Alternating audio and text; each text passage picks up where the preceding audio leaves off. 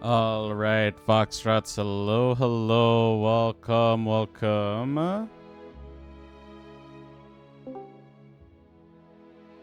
And I see that the awesome guy himself is just vibing. Hey, yo, Cyan. Hello there.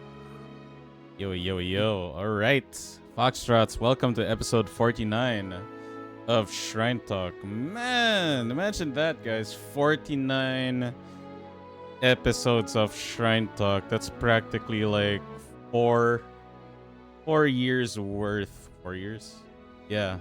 4 years worth of Shrine Talk episodes. My god, we're nearing episode 50 as well. Jesus Christ.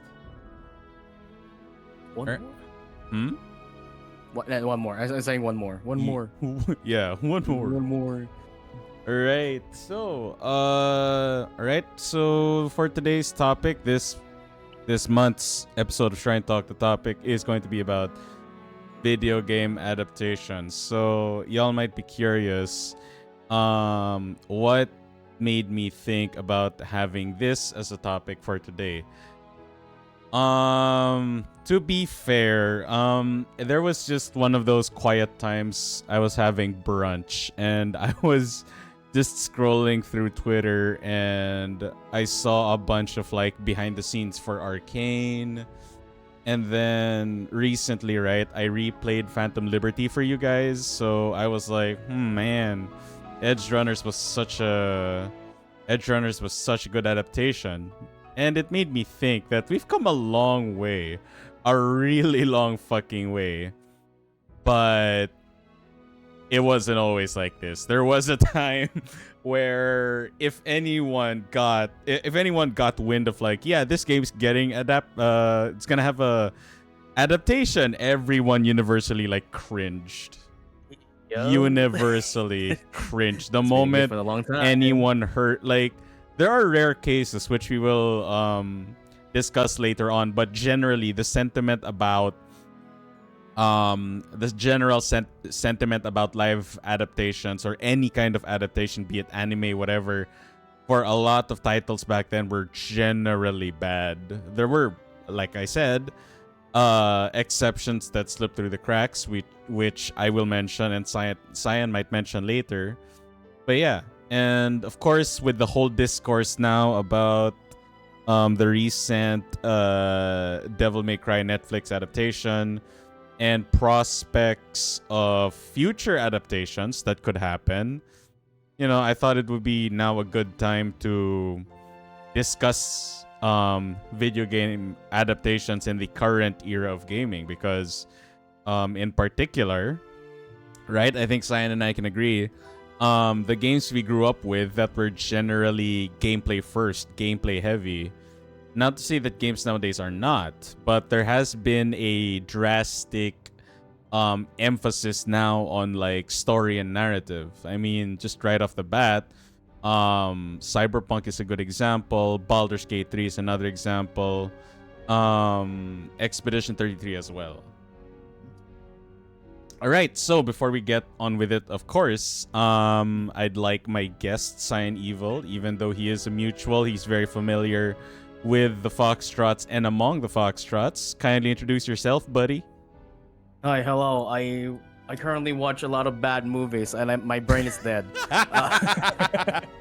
So hi, hello guys. My name is CyannevilVT. I am a Demon Hunter VTuber. I play a bunch of stuff, talk about video games as well, but I basically play mainly fighting games and action games, but I basically play everything under the sun. So hi, hello. Hi, I'll do. I did not ask him to do that, by the way. I did not ask.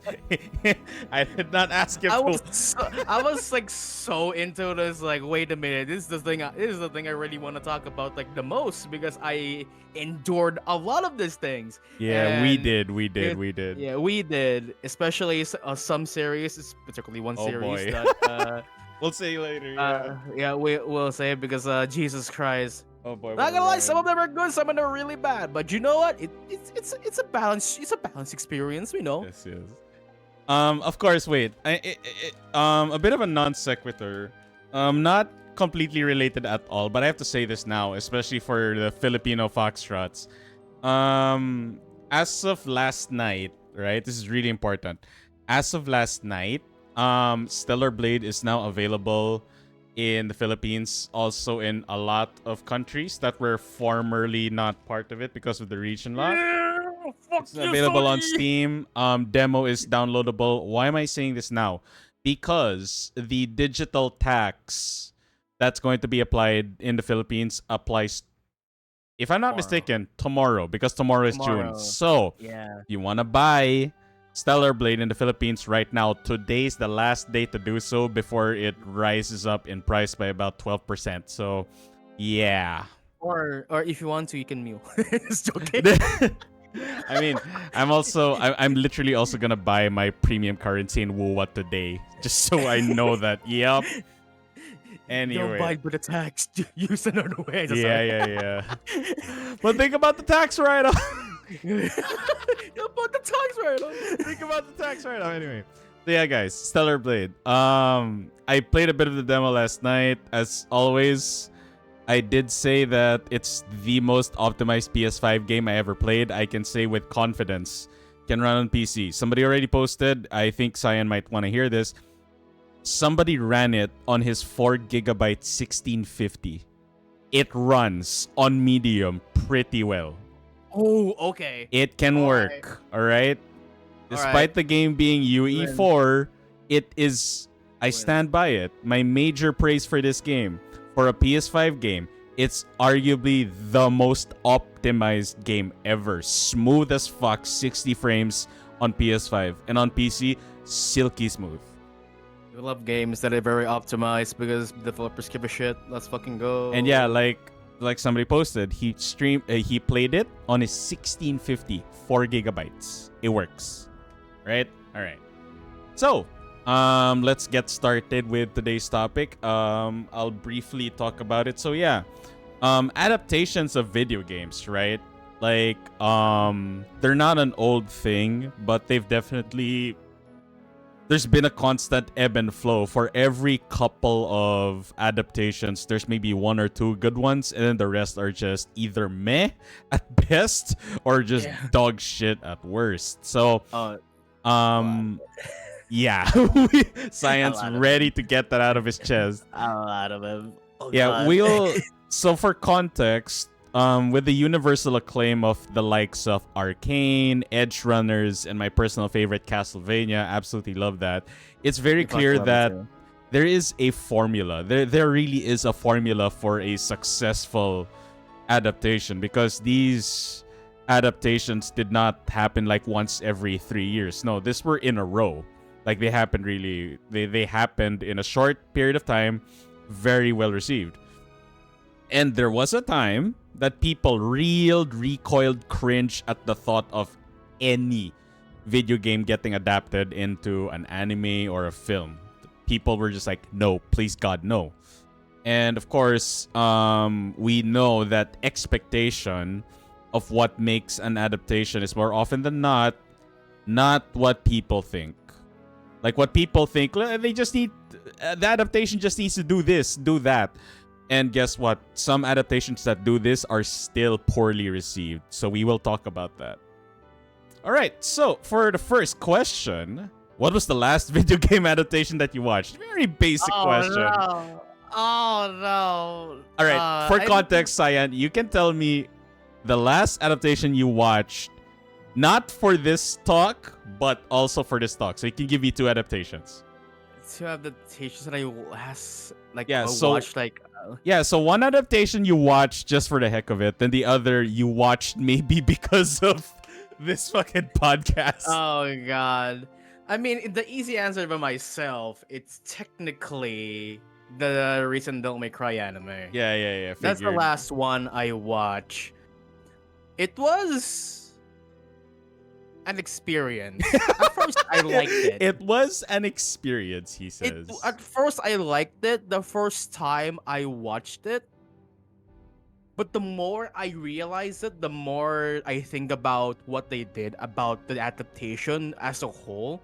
The story, like the writing of the story, the butchering of some of the characters, the introduction of some of the characters there.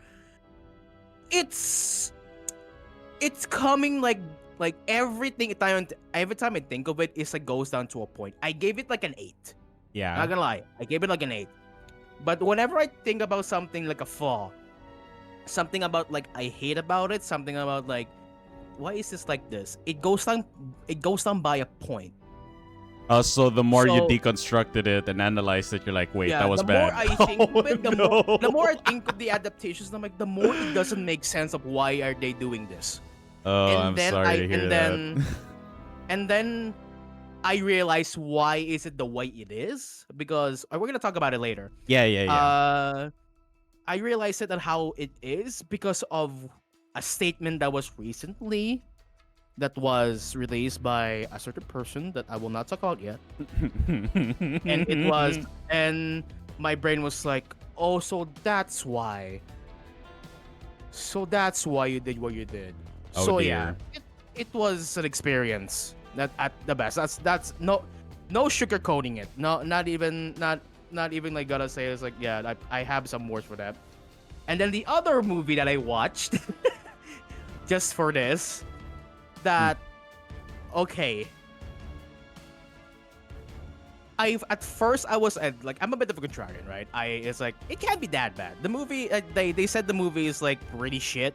Mhm. And in my body it's like it can't be that bad, right? My brain is thinking it can't be that bad. And I watched it last night and I was, you know how your body just like Oh, no. recoils at every It at every winces. scene.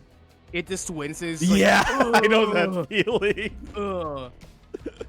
And every time you see something, it's like, wait, that's not supposed to happen. Wait a minute.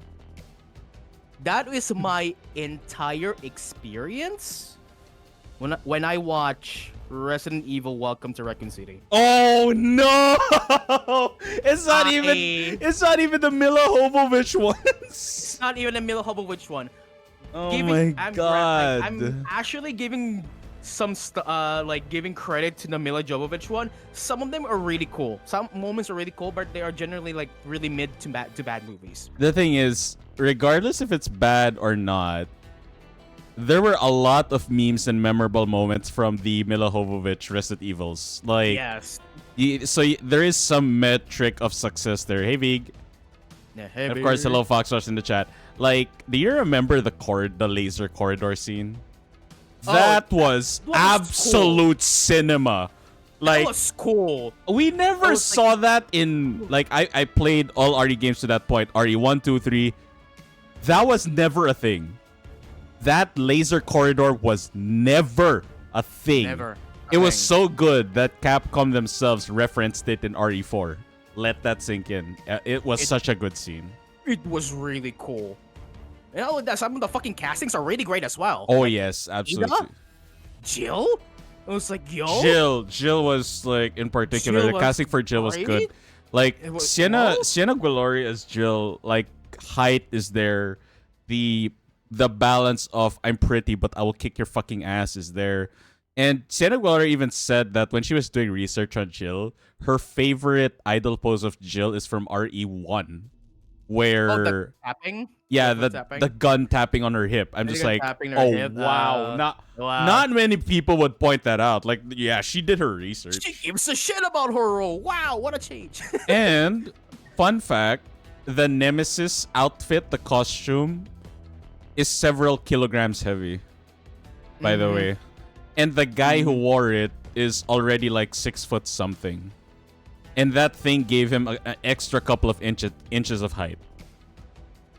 So they really cared about the depiction of Nemesis, of like he has to look like and feel like a Yeah, Nemesis, yeah. which is really pretty Yeah. fucking cool, man. Pretty cool. And then continuing to Welcome to Raccoon City. It's like the mix of the things you really want in the movie, but Mhm. they overdone it to a point where it's like really schlocky and it's really bad. And there are some elements that are fucking missing. Because if you've seen like the trailers, right? This is basically an adaptation of the first Resident Evil and the And second two. Resident Evil. Yeah. You Which is- basically have the mansion incident and Raccoon City incident all happening at And- once. Yeah. Pretty okay, right? That was like, okay. Wrong. Because if you want to go for accuracy, the one that actually happened like at the same time is RE2 and RE3. Yep. RE1 happened months before. Months before. I mean, because Yeah. RE2 takes place in the same timeline that Jill is escaping Raccoon City, and by this time, this was months after Jill was disavowed from Stars and RPD, and she was undergoing investigation, and she herself was investigating Umbrella and Stars and RPD. So definitely the Mansion incident happened way after already. Yeah. Yeah, continue, right? Yeah. So they somehow mix the Mansion incident and the RPD incident. And it was, how can I describe it? Like, it was just bad. It was just like, okay, we're gonna mix RE1 and 2. They're gonna make them happen at the same time. So and we're gonna give them a lot of like fan service stuff. Like we're gonna quote some of the stuff, and we're gonna make the characters really fucking unlikable, which is fucked up because I think they actually got a perfect good casting for Jill. No, yeah, for Jill, and I think Leon has a chance, but some of them are like bad. But the entirety of the fucking cast is so they're bad. They're just like, what? They didn't even give them like a background. They didn't even give them like time to do it. Like it's like, okay, like what? How the hell are they doing this? And then there was a point where I was just like, I really want to close this, but I want to really watch this train wreck. It's like, you haven't watched this, Nari. I haven't. You haven't watched it I yet. have not. Okay, so you want to know the fucked up thing they did on this movie? All right, let me hear it. I'm curious. So, And thank you for the hydrate posture check, Jane. You too, Cyan. thank you for that. Nice. So, yeah. Imagine some of the elements from RE2 and RE1 got swapped. There is no universe where that would even make sense. They are 6 right? months apart, at least. For example, there Let me was hear one it. time in RE2 where a helicopter crashes Okay. in the building. Yeah, that's correct. You know where that happened? On the movie? Mansion? The Spencer Mansion. Okay, Okay, who was piloting that helicopter? Don't tell me it was Brad. It was Brad. And somehow, Brad was chilling there. Brad was chilling there on the helicopter, playing with, I shit you not, a Nokia 3200 like snake game, right? Because he was bored. He was waiting for stars, and then zombies happened, and then ate him, and accidentally flew the goddamn helicopter to the mansion where Jill and Wesker are there, and Wesker just did the fucking piano puzzle. What the fuck? Yup, Wesker literally did a like the fucking piano puzzle, Oh, good lord. and Jill was there. It was like, and they were setting up Jill and Wesker having a relationship for some reason. I don't know why Oh that god, happens. no. Oh god, no. No, you don't do that. But like, here's the just- thing. Even up Right. until that point, everyone looked up to Wesker as Captain Wesker. They respected Yeah. him to some extent. That's the thing. Yeah. But it's very canon that Jill has always been very interested with Chris. Yep. That's always been a thing. So yeah, And but here's the they thing, actually, yeah. I'll give them a Okay, benefit go. of the doubt. That Brad Chicken Heart Vickers helicopter crash, it would make sense if they played along with it, but it does give the question. In the game, Brad is their only way out of that Spencer Yep. Mansion blowing up. So how the fuck did they get out? Like, Oh, it Oh, dear. gets better. It gets better. better meaning So that worse. was Yep, because dear. it's getting worse. Okay. So that's happened on the RE1 side. Mm-hmm. And mind you, there's some characters missing from the RE1 side. Oh, good lord. Notably, Notably, there was no Barry. There was no Barry. Okay, There was that's no a Tyrant. sin already. Huh? There was no bosses, not even the snake, not even like any Not bosses in the even game. Yawn or not even the fucking shark? Nope. They reference it though. How about Lisa Trevor? Oh, I'm getting to that. Oh, good lord. So, and some of the special infected in the game are not there, except for the crows. The crows were there for some reason. But no Crimson Heads? No crimson heads, no nothing. Oh, good lord. No special infected. No dogs? So, there's a dog. A dog. There's a dog. Not multiple dogs. There's a dog. Okay, how about the plant? That wasn't there either? Nope. Oh, for fuck's sake. Nope. They could have added at Like, least this- one or two of how many this bosses movie were there. is Oh my god. 2 hours. 2 hours. You Hour and cannot, 45 almost. you hour cannot 45. fit 2 hours to cover RE1 and 2 at the same time. Not happening. Yep. And what I'm thinking of this RE1 side, not everybody, not anything. The only thing they included was the fucking piano puzzle for some reason, Okay. and Richard was there. He fucking died though, so that's the accurate one. Yeah, but But the thing look at how is, they massacred my boy. Richard was on Bravo team. Huh? Remember that, right? Wait, yeah, He's in the other team. Richard's he with was- Rebecca. Richard's with Rebecca. Here's the thing: he's with Alpha Team for some reason. Oh my god, that Instead of doesn't make Barry. any sense. Oh, buddy. Be careful, Captain Whisker. This Can't planet is full of demons. Ouch.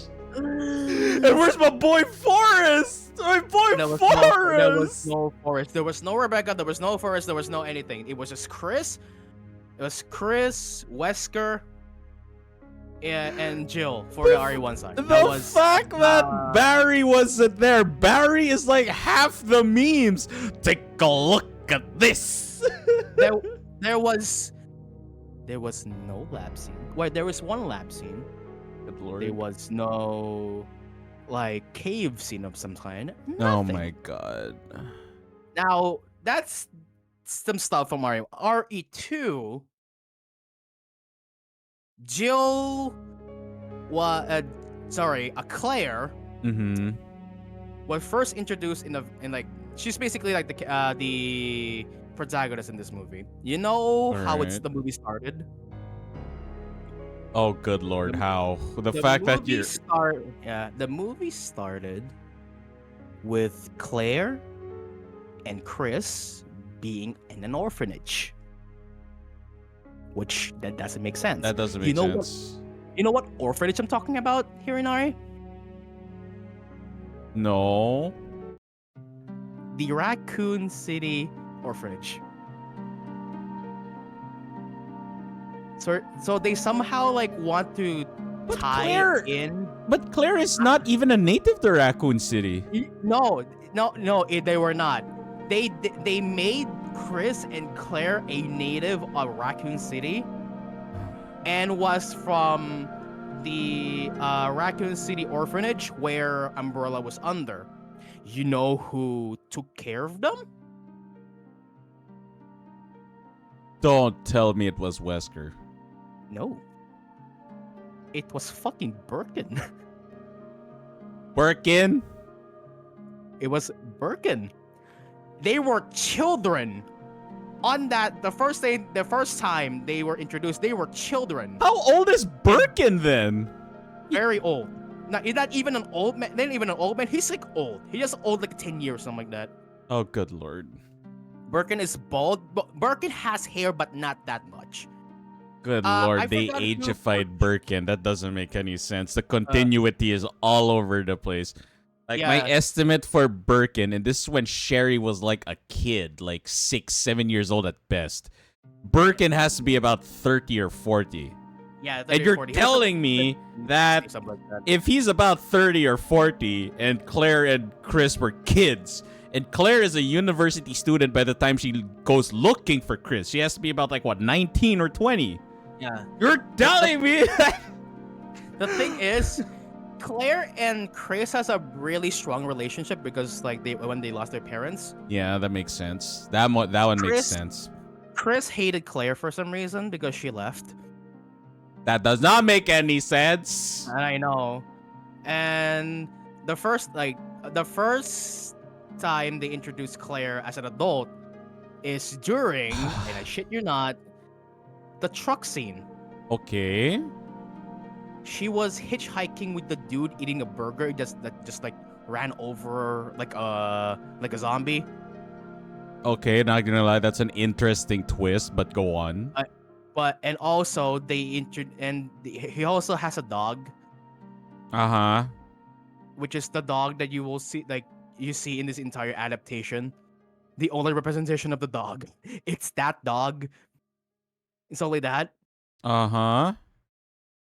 And Claire was hitchhiking with him for some reason. Okay.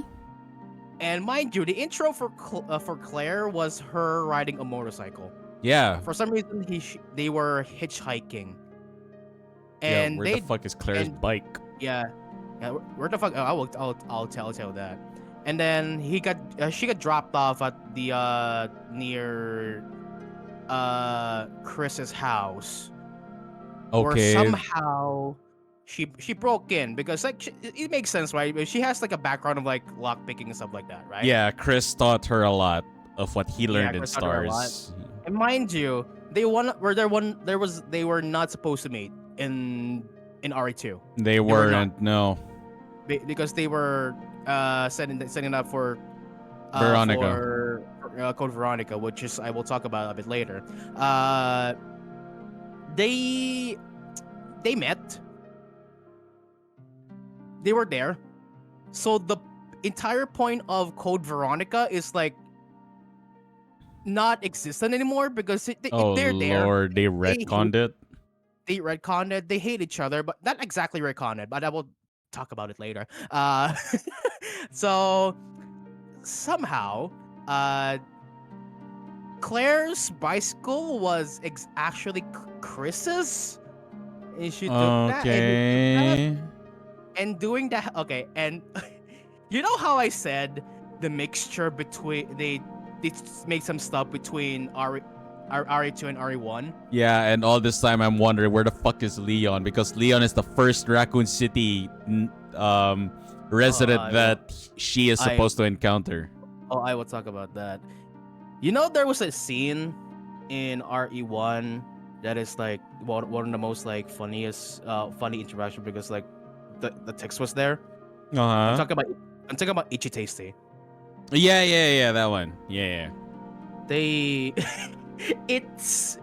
they somehow connected that to the R2 part where they were introducing the zombies at first. Okay. And the zombie at the start, because the zombie at the start was riding Ichi Tasty on the window. Okay, you know that's a good reference. That's a clever reference. I'll respect that. And remember the scene where Sherry and Claire first met? Yeah. Yeah, they did that when a random boy, not even Sherry, he said, "Do you need help?" No, you need help. And then the zombie came into Claire, and then that's the first interaction with the zombie with Claire. That's about, and that's it, right? So and then Claire drove up with a motorcycle and somehow ran into Birkin, escaping, is trying to escape and going to the laboratory. Which, by the way, speaking of Birkin and his family, Birkin was okay. Birkin was Birkin. Annette was not a scientist. She is a stay-home mom. Oh, good lord. And Sherry was there. Oh no. Okay. I mean this by in the most like respectful with way. whatever way, she was there. She was there. Undercuts and undermines Birkin's like character. What the fuck? Yeah, It gives it's so just much like weight that like Annette Birkin, right? I'm not defending her actions, but even she knew um that the virus was way too fucking much. Like she did not like the idea of it being used in Raccoon City because her daughter is there. That's why she Yeah. quote unquote helps Leon and Claire. yeah. And to be Claire, I think they were setting up Claire to be this like because they were on orphanage. They were basically setting up to be one of the kids that got experimented, and then she actually got out.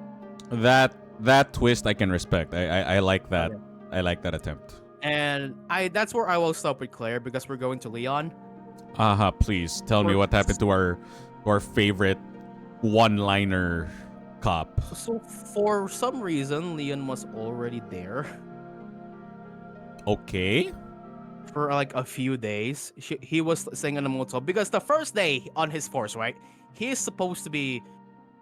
That's his first day. Like the entire incident. Yeah, was his first yeah. day. Because like the difference between OG and remake is that one side says he was drunk because of a breakup, and the other was he was told to stay away, but he like no, fuck it, I'm going to the city. Yep. Yep. I mean, they got the drunk part because the first thing you see on Leon, he was drinking. He Okay. woke up and just like take a swig of alcohol, but just makes sense, right? Yeah. That's more And OG, but then- that's fine. Yeah. Cut to a diner scene where Leon was sleeping there and That's supposed to be where Jill? he met Claire for the first time. Yeah. Yup. And for some reason, Jill, Wesker, and Richard were there. No! And making fun of him. Excuse me. How did they Yeah, they get there? When they were in a diner scene, and then I shit you not, Bravo team was just like two generic cops. No, wait. You know, chronologically, that doesn't make any sense. You know why? After Yeah. the mansion incident, the survivors immediately treated Wesker as he's the fucking rat. He's the traitor for sure. Oh yeah, they were setting up some stuff. They were like playing with Leon. They were like shooting like what it was toy guns and putting some stuff on Leon when it Oh was my god. it was Alright, like go on. sleeping on the table. He was treated like a fucking rookie. Yeah, which he like, is. It's like it's being treated like shit. And Bravo team came in there, but just like two cops for some reason. I don't know why, and then got out. And then they left. I was like, and then I shit you not, they that's where they quoted the Jill Sandwich line. The humor is lost, dude. The humor is humor fucking it's like lost. somehow Jill extols Wesker's like sandwiches. Is like Jill sandwich. This is Jill sandwich now. You snooze, you lose, Oh or my something like that. god. And the second one that actually made me coil Mm-hmm. was the don't shoot part. Yeah. It was just quoted. It was, and this made out was like because apparently in this timeline, Leon is a really shitty cop because he apparently shot his partner in the ass because of an accident, and he's still in the force because his daddy is a big shot cop. They turned Leon into a nepo baby? Yep. Oh, that's the biggest insult I've ever heard. You Yep. turned our golden boy into a nepo. Oh, wow, fuck you. Yep.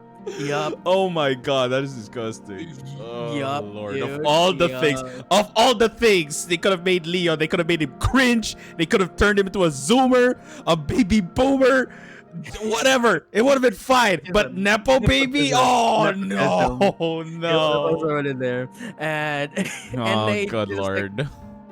and they just quoted like don't shoot, I'm unarmed.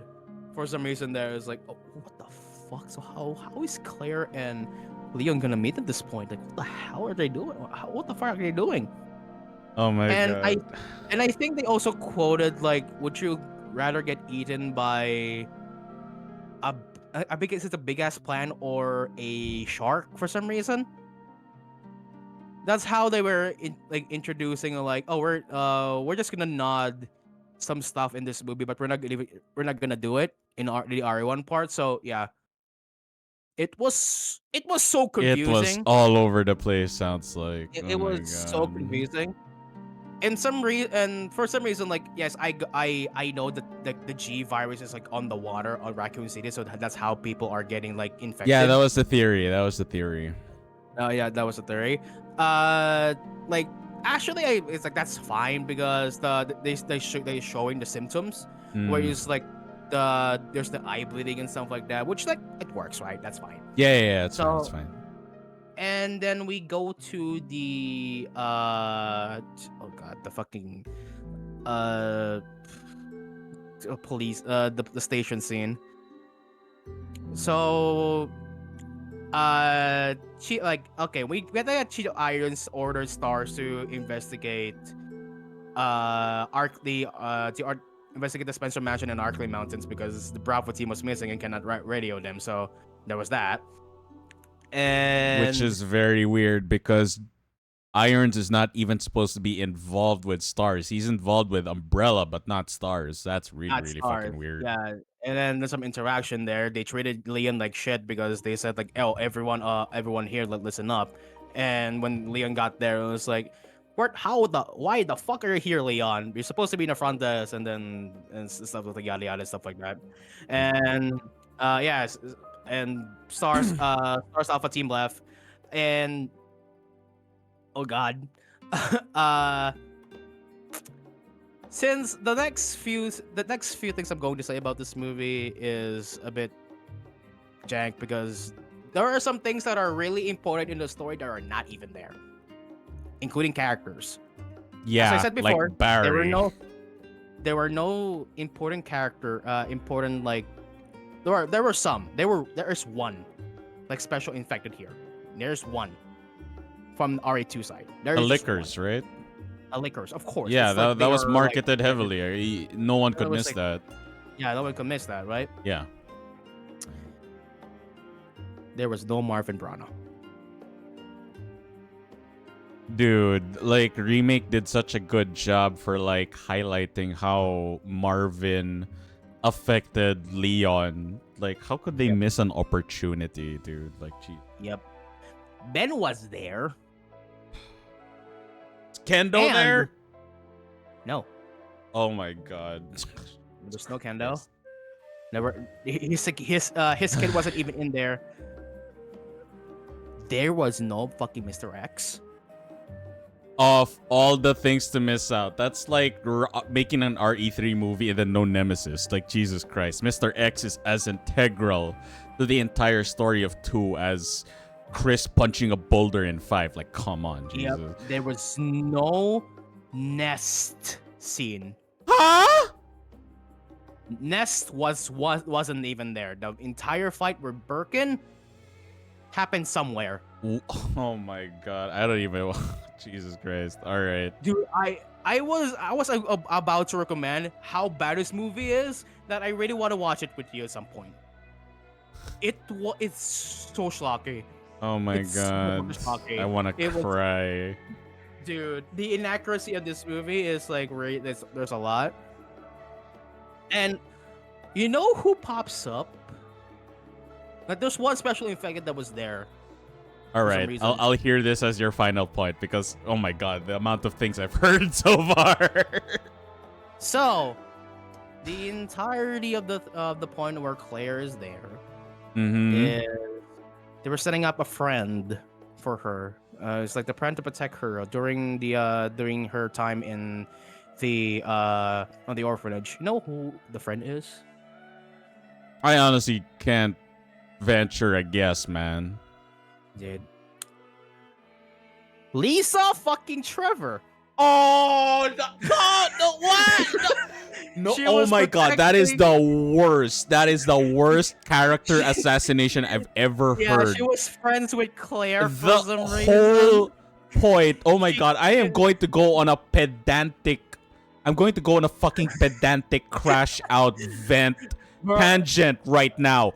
Dude, the I whole point of Lisa Trevor's backstory is that she is one of the most tragic characters in the entire franchise, okay? yeah, She and her she's like mother were being experimented in the Spencer mansion, and she survived all of those experiments. But the thing is, it rotted her brain so much, but not completely. And to keep her stable, her own fucking supervisors, especially the female supervisors, put on masks that resembled her mother just so she could cooperate. But when everything went to shit, she was basically roaming around the entire mansion just to look for one person and one person only, her mother. That's it.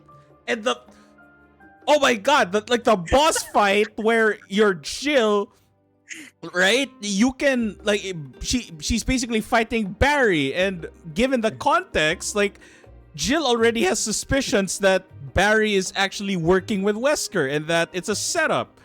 And obviously, you as a player, you have a choice. You know what? Fine. Now is not a good time to discuss this backstabbing shit because we have a problem right in front of us. So you can either choose to help Barry or let Lisa kill Barry and then you kill Lisa Trevor herself. But, like, the fact that in that boss arena, that fucking boss fight, you can push a couple of pillars off the stage while Barry distracts her, and then it will basically open up the coffin of her supposed mother, and she gets the skull and then jumps off. And the thing is, Lisa Trevor is nigh unkillable. A fall like that is not gonna kill her, but she just wants to be alone with her mother. So, see, even then, like, Lisa Trevor as a character has such a tragic backstory. Her whole point, her whole arc with her mother is that her mother and her, they just wanted to escape, but they couldn't. And now even death is not enough because she is just nigh unkillable. And obviously in the canon game, in RE1 Remake and yeah, in RE1 Remake, basically what the only piece she can find is when Wesker basically triggers the whole, you know, destruction of Spencer Mansion and the laboratory underneath the whole property, like that is what actually kills her theoretically. And yeah, it's tragic. So the fact that they retconned and just character assassinated Lisa Trevor of all things, I'm just like, oh my god, like, good god, no. Why? Fucking why? Oh my god. okay, just for the last one, I'll give like just like all the things. I will not like go into detail with them. Irons is a normal dude. It's not even like a serial killer or stuff like that. It's not. Oh like, my god, like, the animal irony. itself. Yes, that was a pun the for irony. Iron Chief Iron's Yeah. name, the irony. Oh my god. The irony. Yeah, that was not there.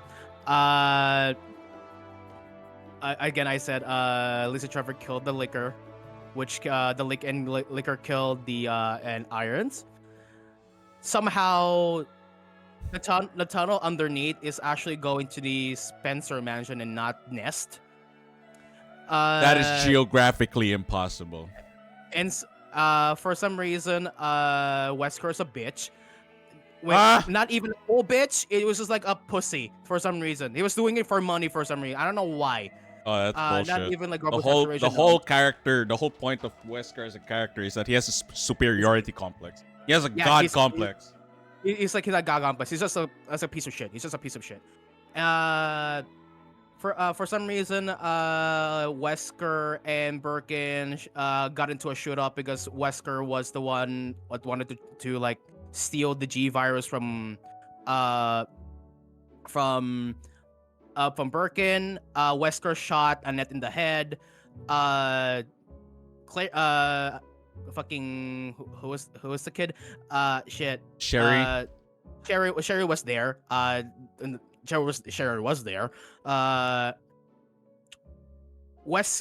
Jill shot Wesker because Sherry was about to shoot Wesker. Mm-hmm. accuracy, of course, Birkin shot himself with the G virus, and that's where like the last boss happened. Mm. Uh, Claire, Leon, Chris, and Chris and Jill met up on the train for some reason. Like all four of them, Mm-hmm. Oh, good lord. God save they're on me. the train. That's how they got out the train. And and then the last part on the train, Birkin was there. And Leon one shot him with a rocket launcher. Okay, they got that right. Got that They right. got that And it right. was like They got that right. okay, like they got that right. Mm. Again, Sherry was there. And I shit you not, the last scene of the movie was text on screen, and all five of them going out, like coming out from the tunnel. And roll credits. That's it. That's it. No explanation. No nothing. Watch this movie. Wow, Watch I this have movie. it. I have it. The words. Oh my god. It was literally like, this is someone's like fan fan a fan story and stuff like that, like their fan fiction about it. It's like, it's weird. I have read better Chris X Pierce Nivens fanfics online written better than this. Oh wait. Here's the thing. You remember I said it's connected to like what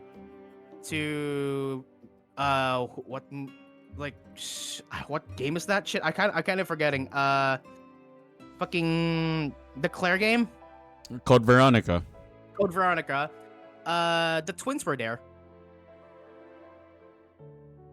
Wow. Yeah, they're like on the screen. Like, do you remember like when they get introduced? And they were like they were actually like got raised by Birkin. And that's like the Code Veronica stuff there. Wow. Yeah. Watch this movie, everybody. If you want to, if you want to, If you want to lose experience it, brain cells, I guess. please. I Well, highly implore you to watch Complete this. opposite for Cyan. The last adaptation I watched, technically I want to say Arcane Season 2. But before I played Phantom Liberty recently, I did watch Edge Runners again. And generally, what really got me for both Arcane and Edge Runners is that like there is a standard thing I do when it comes to a lot of things, be it video games, movies, anime, whatever. I always try to dial down my expectations close to nothing. I mean, I did mention yesterday before the 2.4 showcase of WoWa, I had no expectations. I absolutely had nothing. I had no expectations. I had maybe a list of things I want them to announce, but I didn't expect any of them to be actually done. So I wasn't disappointed at all.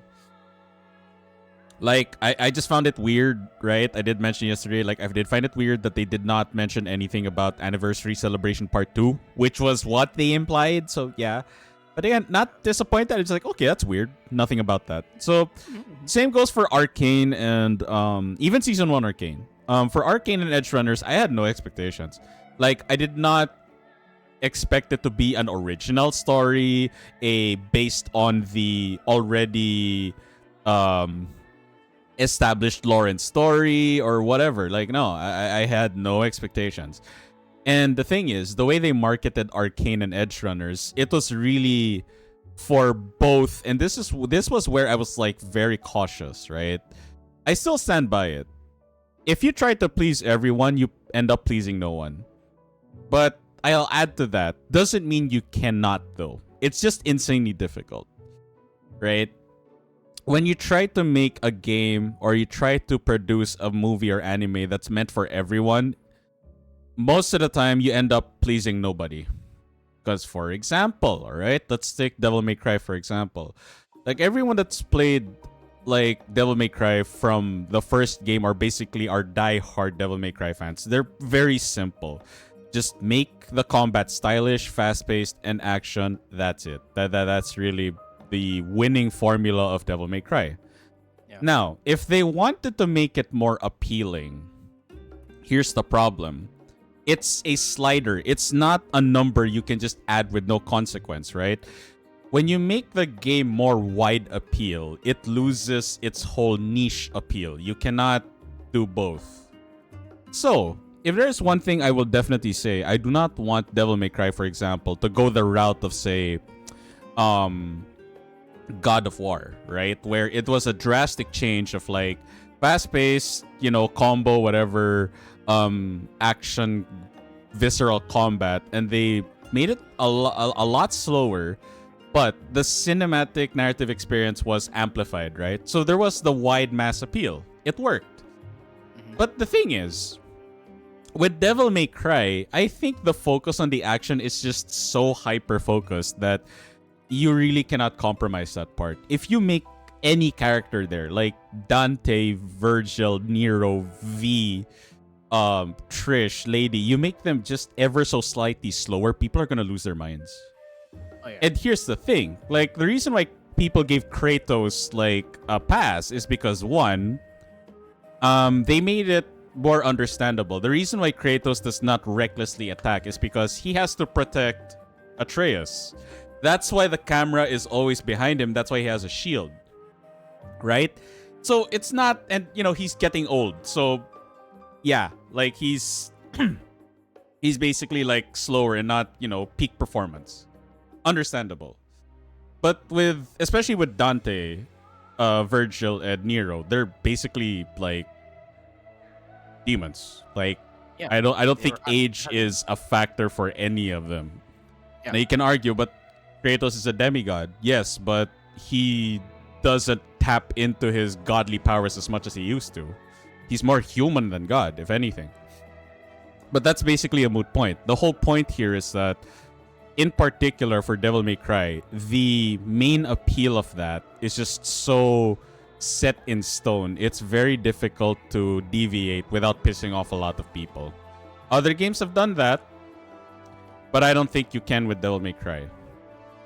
So when it comes to the adaptations I watched, it's very clear that they really wanted to design Arcane, Edge Runners, even Castlevania for people who do not know a thing about League of Legends, Cyberpunk, and Castlevania, and that's totally fine.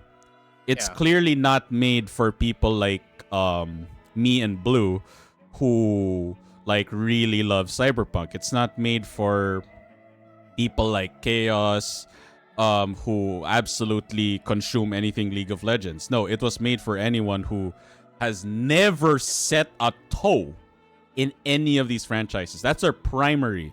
Because obviously, right? Obviously, there were a bunch of references and cameos in these titles, right? It's very clear that it's not like they ignored the current fan base. No, it's just that they weren't a priority, and that's totally fine because it worked.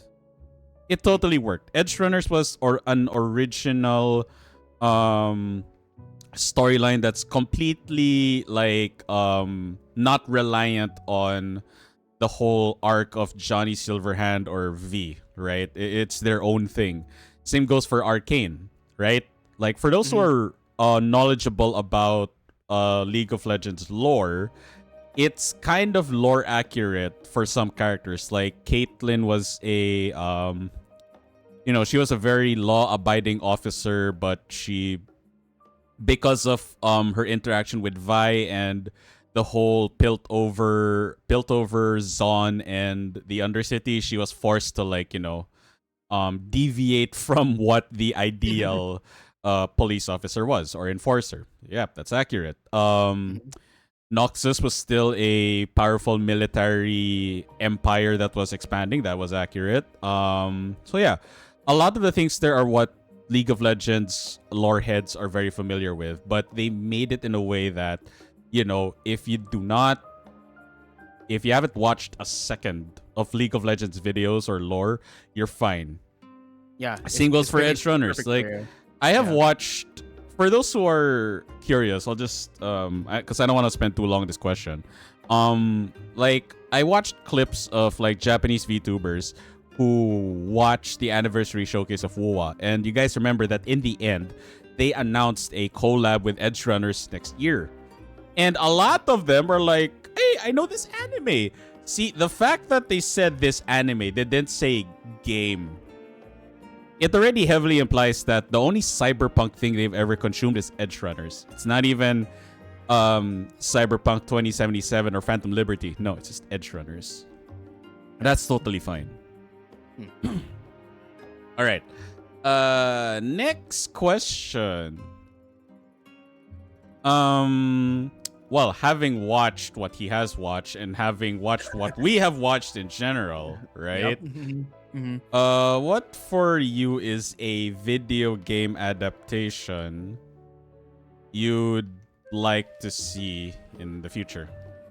Oh, I mean, I think some of them already got like green-lighted. That what I'm thinking about, but it's not exactly the one I wanted. That's fine. So yeah, what are the ones you want to actually see happen? Oh, if it's been like this is actually a long wish for me. Like it's something like I really wanted for a long time. I really want a adaptation of God of War, but not the reboot, like not the Norse part, but the Greek part. Oh, The very first wow. of it. I Oh, want to man. see the first time we meet Kratos, how the hell he meet Ares, how the entirety of the Greek pantheon fell. There are a lot of moments yeah. there they have to include. One of my favorite ones, sorry to interject, I have to say this. One of my favorite ones is when he is saving a ship captain from a Leviathan, and literally he's like, thank the gods you came back for me. And Kratos like, I didn't come back for you. He yanks the key from his neck. I'm like, oh my god, you dick. Yeah, and the thing is, if they actually adapted that, it will actually be really good for the later seasons if they adapt, like when they adapted like the Greek, like the Norse Norse part. yeah. Yeah, in that particular part, they actually mention that ship captain doing Valhalla. Yeah, they did. That was the last part. Not even just in Valhalla, but in some parts of the first game, God of War 2018, Kratos did lament in the journal several times. Like, if there's one decision that still haunts him, it's the boat captain.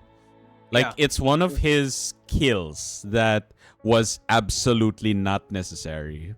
And he still did it anyway. And the thing is, he was given multiple chances to redeem himself, and he didn't. Yep. That's the worst part. Because it's one of those, like, moments, like, yeah, I killed this god, but that was the only chance I could have redeemed myself. Like, that was the only chance I could do good. So, what the hell am I supposed to do? But no, for the boat captain, several times he was given a chance, and he flubbed every moment. 3 times. Yep. Each game, he met him 3 times, did not help him, and then they actually like think of what he did. It's like that was like not very good for me, because like that was like unnecessarily cruel from me. Yeah, and the fact that he did not tell Atreus this, he only confided in Mimir. Yeah. Like, he treats Mimir like a brother, in fact. That's why I like the dynamic between him and Mimir. And the fact that Kratos doesn't tell that to Atreus because he fears that Atreus will really think he is a piece of shit. He tells Mimir, and even Mimir's like, bro, what the fuck, man? Yeah. And so that's why I would love to have this correct like timeline adaptation of the God of War, because I wanted to flesh out the story as much as possible, because there was some story points missing on the first 3 games, like except God of War 3. God of War 3 is like a bit story heavy. It is. The first 2 not as much, and then we get to like the reboot series. And can you imagine Andy Serkis as Mimir? Oh, dude, that would be great. Can you imagine Andy Serkis as Mimir? That would be great, man. I mean, yeah, I was like, that would be great. But if they're going to like cast someone, Christopher Judge. Oh yeah, they don't change it. No, it's Christopher Judge. Don't I mean, like, before people wonder, like, how about Kratos' skin color? And I'm like, guys, did you guys forget what Kratos looked like in God of War 2? Yeah, literally brown. It's fine. And we will be discussing this because this is a very good point that he mentioned. Because we are gonna discuss this later. Yeah, and some of the other ones I really want to have is mostly games that are like RPGs. Most notably Oh. Final Fantasy stuff. Yeah, Like yeah, I yeah. I get it. I get it, right? There are some Final Fantasy movies. Don't get me wrong. There's Advent Children. There's Kingsglaive, who's like they're actually pretty good, not in my opinion. But what if we just got like a story, like just like very story driven adaptation of Final Fantasy, like the retelling of on a movie form for Final Fantasy 1, 2, 3, 4, 5 until a certain point. Because I really want, like, not gonna lie, I really want to see like an adaptation of FF16 Same, of same. like the scale of that Because 16 is hella game. cinematic as hell. I mean, Yeah, dude, yeah, that's cinematic. tell me what other Final Fantasy game where you are piloting a combination of Ifrit and Phoenix fighting Bahamut in space, stopping Bahamut from Zeta flaring the entire world to bits. And the thing is, Square Enix can actually do it. They can. They absolutely if they can. want to. It's just like cuts. It's just pure cutscenes. And it was like, you can technically do it if you really want to. You already have the great engine for it. You can just like you Yeah. can just like do that. Or have like really like you can have like people doing it as a part of the movie and stuff like that. But yeah, that would be great. Like that would be great. Because like there's the thing. Like RPGs are great. Don't get me wrong, really great. However, they are not for everybody, especially people with short attention spans. Absolutely. So some people prefer like for example, well, what would be a great example for like RPG stuff like that? Oh, the Persona adaptations. Yeah. Everybody People love everybody the anime for Persona 4 in particular. Persona 4, People loved same, it. same. I loved same. it. I And loved that's it. how like that's how people like got into like Persona 4. It's like the anime through the anime. Mm. So if you want to just like have something that people would consume and not play the games and like an alternative to like consume the media, make it into a fucking movie. Make it into a series. It's actually pretty easy to do as long as you do it right though. That's the thing. Yeah, there's a caveat. Do it right. Yeah. There's a caveat. If you want to do it, do it right. That's the thing. Yeah. Me personally, adaptations I'd like to see in the future, there's two. Let's be real. The Jurassic Park movies recently have been a bit mixed. Mixed. Yeah. You either really like it or you really fucking hate it. Mhm. That's why what I would like to see, even Shinji Mikami himself in the video game department, you know, he doesn't want to go back to Resident Evil. Yeah. But he wants to give Dino Crisis another shot. I would hell love yeah. to see. I I would pay love for to that. see Dino Crisis I would pay adapted for that. into a film. Not and no Foxtrots, not because Regina, haha, women. No, that is one. But I absolutely love the concept of like a facility experimenting on all things fucking dinosaurs, not for entertainment purposes, right? No, like really leaning into the fucked up idea that Umbrella has. They want to weaponize the virus, right? I'd love to see a corporation trying to weaponize fucking dinosaurs of all things. That would be so fucking cool. I'd love to see Yeah. that. Yeah. And you know, it gives like the IP a reason to lean more into dinosaur violence, because that is something that they had to water down with Jurassic Park, because it was also, you know, kind of marketed towards a younger audience. Like, you know, dinosaurs are cool, but how many times did we ever see a dinosaur actually, you know, kill somebody on screen? Like on screen, not like the camera shifts away as they're getting, you know, killed. No. We don't get a lot of that. Mm. Or they cheat it, right? Like a T-Rex will not eat a person. No, they'll eat the car that has the person and then will imply, oh yeah, they're dead. Like, no. I want straight up, just, you know, violence. Another one, and this one I think is a conundrum, but not for reasons you might think. I would like to see an adaptation of Death Stranding. Oh, Here's the that would be thing, great, though. There is a conundrum. I don't say problem because it's not problem in a bad sense. Conundrum, because I use conundrum because conundrum has a less negative tone to it. Mhm. But here's a conundrum. Kojima himself is a movie buff. He absolutely loves movies. He understands like Yeah. narrative, cinematography, all that stuff. And a lot of his games, they're obviously inspired by a lot of films that he has watched over time. I mean, Metal Gear Solid, a lot of elements and character elements are inspired by Escape from, what's it called again? Was it Escape from New York? Yeah, Escape from New York. And that's just one thing, right? That's just one thing. And the thing is, with Death Stranding and with Metal Gear Solid 4 in particular, I mean, remember Metal Gear Solid 4? That's more cutscene than movie. I mean, sorry, more cutscene and movie than games, which is like, yeah, a product of its It's really an time. adaptation of itself. Well, you know what? It's Yeah. pretty a movie. And like, I mean, it's very clear that Kojima wants to make movies more than games. But here's the thing. Kojima at heart is still a video game developer, but he also loves movies. And I think he doesn't see movies and video games separately. Yeah. And I really honestly think, with every title he has made, be it Metal Gear Solid, Death Stranding, he clearly wants to bridge the gap. And he wants to play around the idea of making... You basically add the narrative, the cinema element of a movie, and then you put the interactability and immersion of a video game all in one package. And that's the irony. He has the chops to make a great game. He has the chops to make a great movie film. But that's not how Kojima works. He doesn't want to make a great film or a great game. No, his idea, his philosophy is all about, no, video games are great, movies are great, but combine the two, you get something better. That's what he wants to do.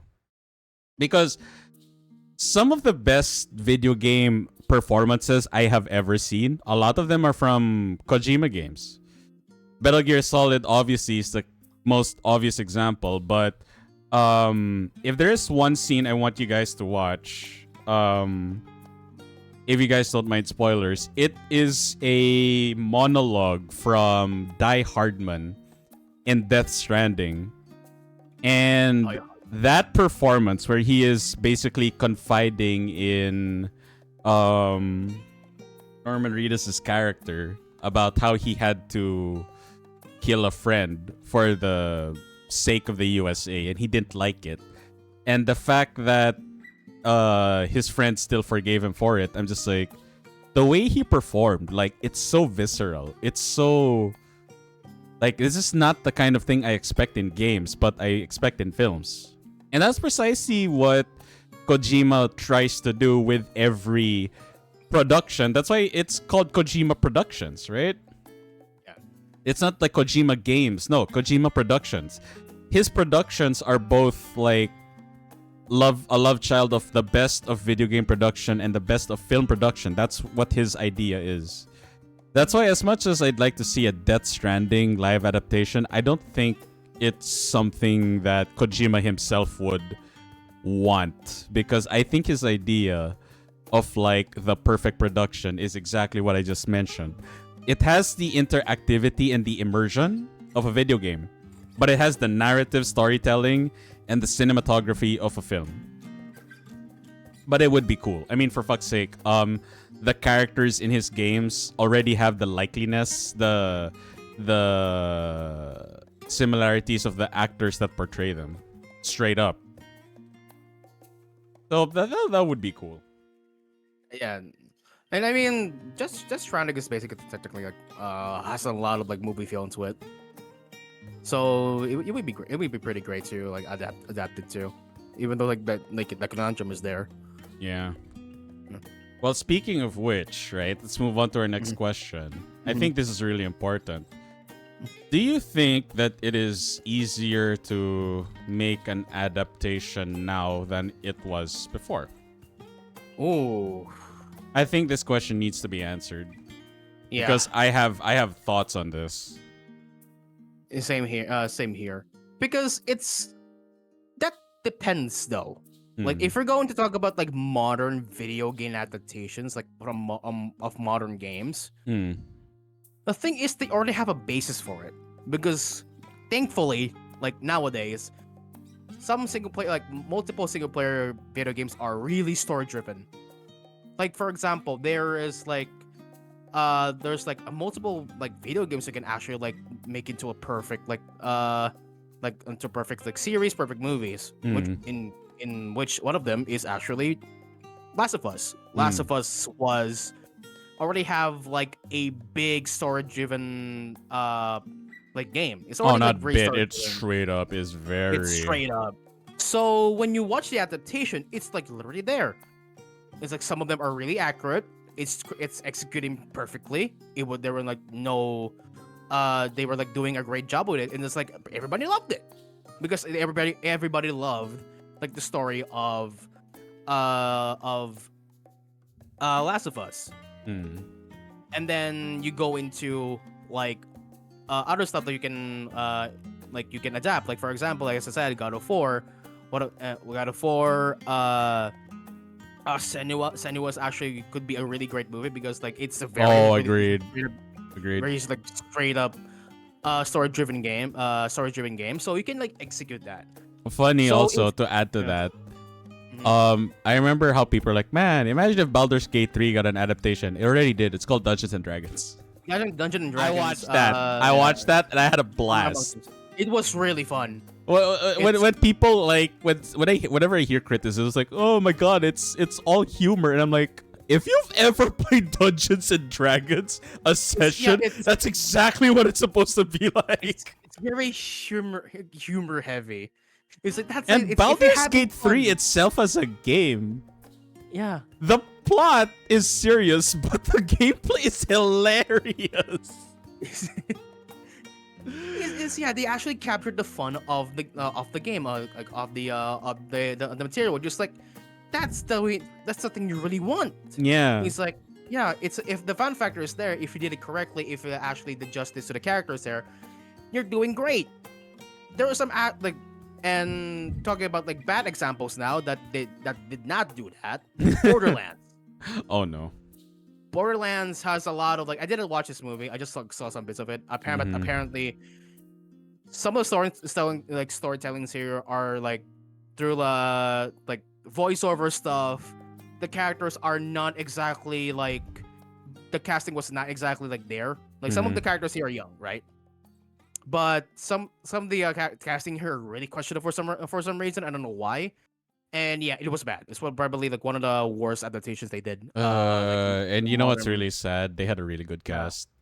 You had a really The good fact that, cast. and here's the thing, like the fact that of all people, and I'm not even talking about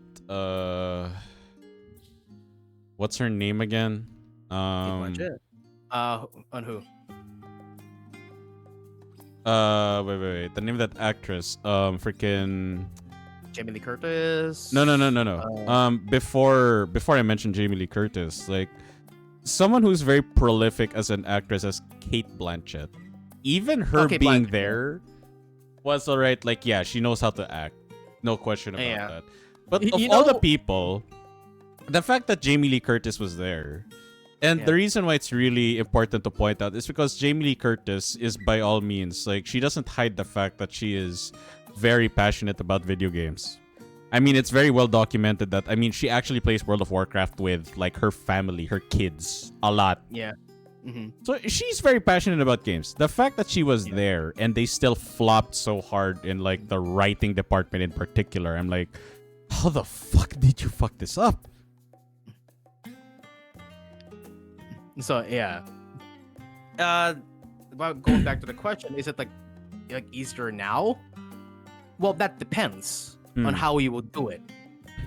Because some like majority of the movies they made, like even the very first movie at video game to movie adaptation was bad. It was like believe it or not, the very first video game to movie adaptation is the Super Mario movie, the bad one, and that was made the intention of just like making money, and that's about it.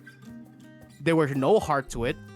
We just want to make this into a movie and nothing else. We're just gonna stick like characters here and there. We're gonna tell a different story that is like not very similar to the world that it is. And yeah, we're gonna leave it at that. It was terrible. And but now it's like on some like the video adaptation style, since it's actually getting good, Mm. they actually know the formula now of what on how to do this and how they would adapt this. It's just like it's like perfect mix of fan service, Mm. a perfect mix of like good storytelling, Mm. good casting, good acting, and that's about it. That's what you want. Make the movie fun. Even though some of them suck, like there's like really mid like video game movies, but they are like really loved by audience. Like for example, Five Nights at Freddy's, Super Mario apparently. Oh yeah. Yeah, and I forgot one. I forgot one more. But yeah, so some of the like those are the Minecraft. example movies. Yeah, Minecraft. Minecraft. There we go. Minecraft, the biggest example. Like, it's not exactly going to be good, but it's supposed to be fun. Yeah. That's about it. If you can make the movie fun, if you can make the adaptation fun, then that's enough. But, Mm. but yeah, eventually, like the ultimate one to say is, if you want to make this good, give a shit. Give a shit about the material. Give a shit on how people would actually, if people gonna like this, just just that's the formula of it. Like make Yeah. it like fun, like people like everyone can actually enjoy, in every capacity. So yeah, there we go. I agree. For me personally, I think actually, not to disagree with you, of course. I just said like I agree completely, 100%. It does depend. But for me, I'd like to push that a bit further and say like I actually think it's objectively easier for two specific things. One, a lot of games recently are leaning more towards a narrative heavy experience. Yeah. That's really one of the biggest reasons why I think it's a lot easier. Because you think about just like 20 years ago, how the fuck do you make a story? How do you make a movie about Contra of all things when every movie at that time was practically, it is basically Contra. I mean, Rambo, you know, those kinds of movies, Predator, right? Those kinds of movies were literally like, no, it's basically Contra, right? How the fuck can you make a story out of that? And then for Crash Bandicoot, how the hell do you make a movie about Crash Bandicoot, right? Like, Yeah. it's difficult. But now, just from like 2020-ish era alone, right? Not 2024, 2025, like 2020 to 2021, 22. God of War, Red Dead fucking Redemption 2. I would kill for an adaptation of Red Dead Redemption 2, man. Oh, that was Because I perfect swear to one. God, the characters in that game, you cannot not feel for any of them.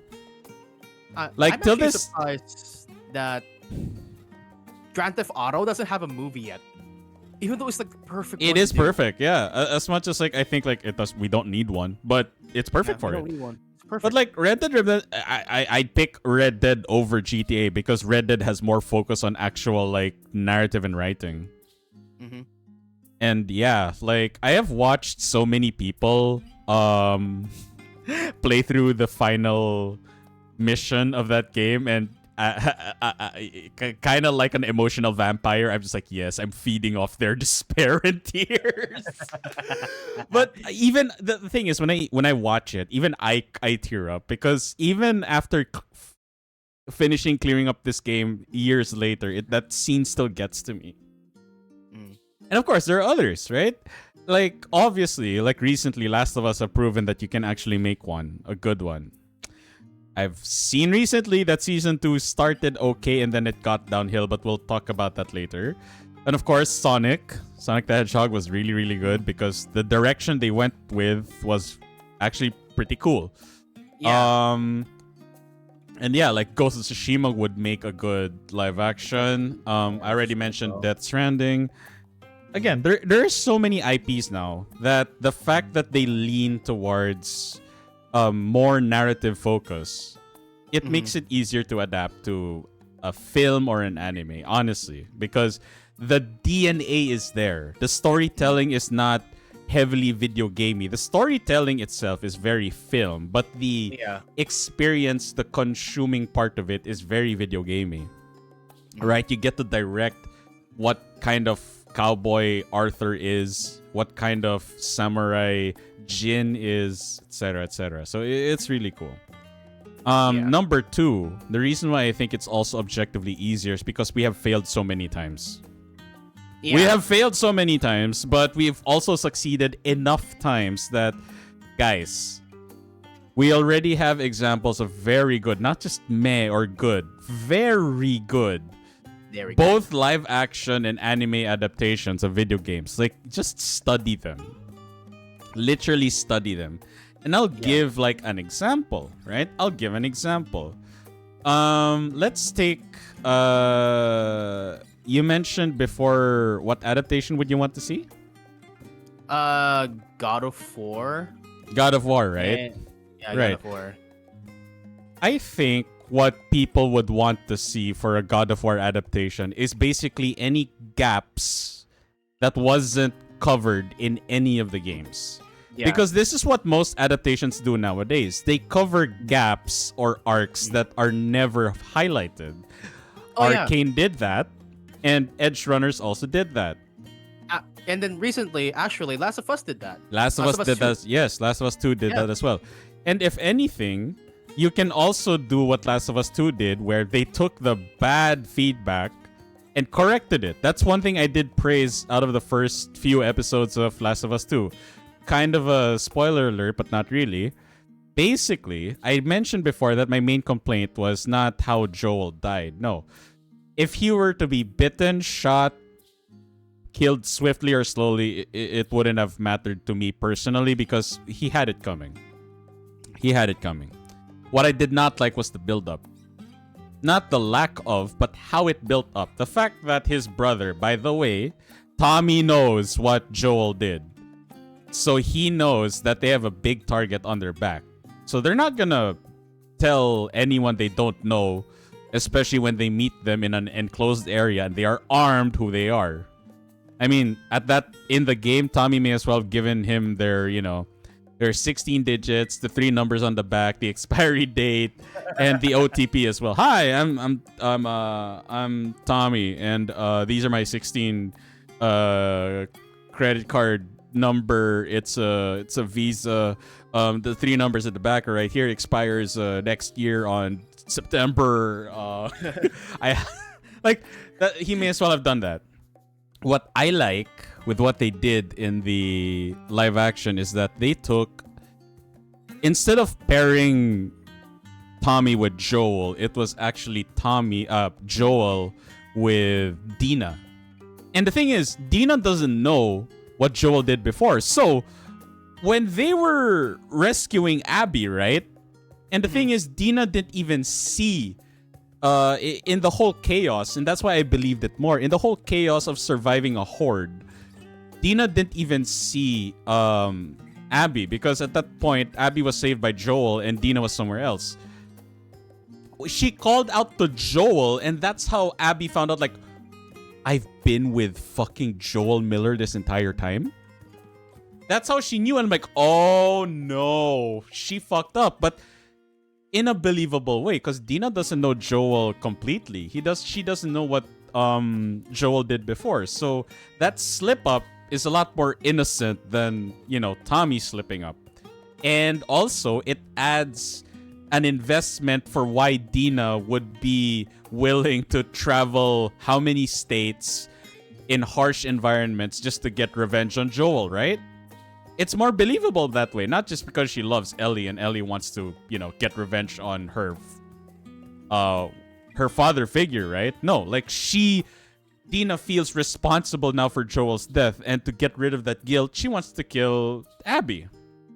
Mm-hmm. So now that pairing, the dynamic between her and Ellie now holds more weight, holds more credence to it. And that's just one aspect of why adaptations nowadays, I think, should be easier, because there's so many things to work with and improve that even the base reference material kind of flubbed, right?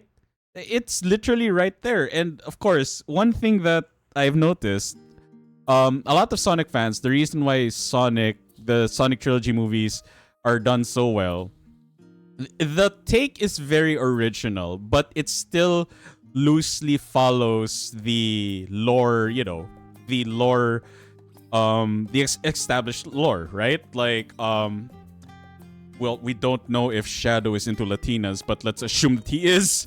But Shadow's relationship with Maria in particular is what, turned him to what he is, right?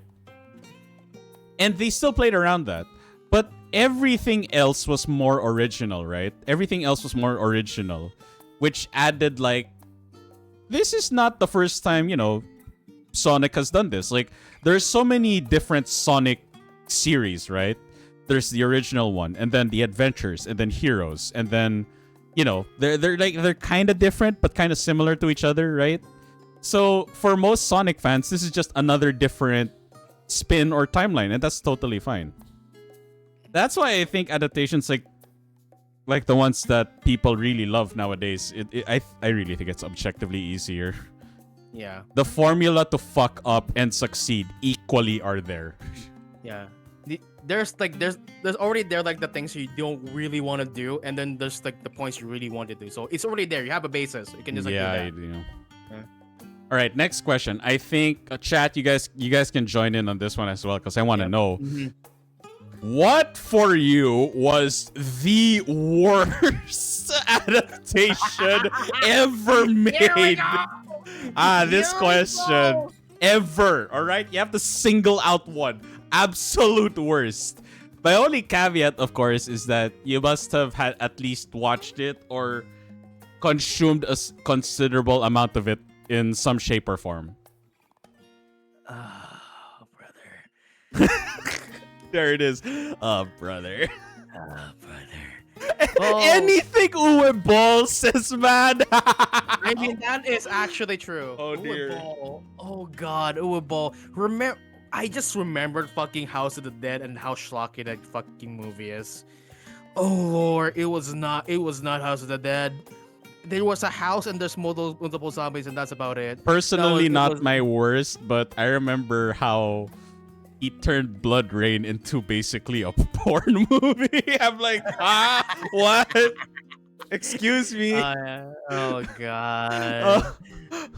I mean, just like everything Uwe Ball, it's just that actually make fucking sense. Along the Dark was horrible. Fucking Blood Rain was horrible. Oh my Far God. Cry was fucking horrible. What the fuck was that movie? How could you get Far Cry, which is the most American thing ever, and then fuck it up?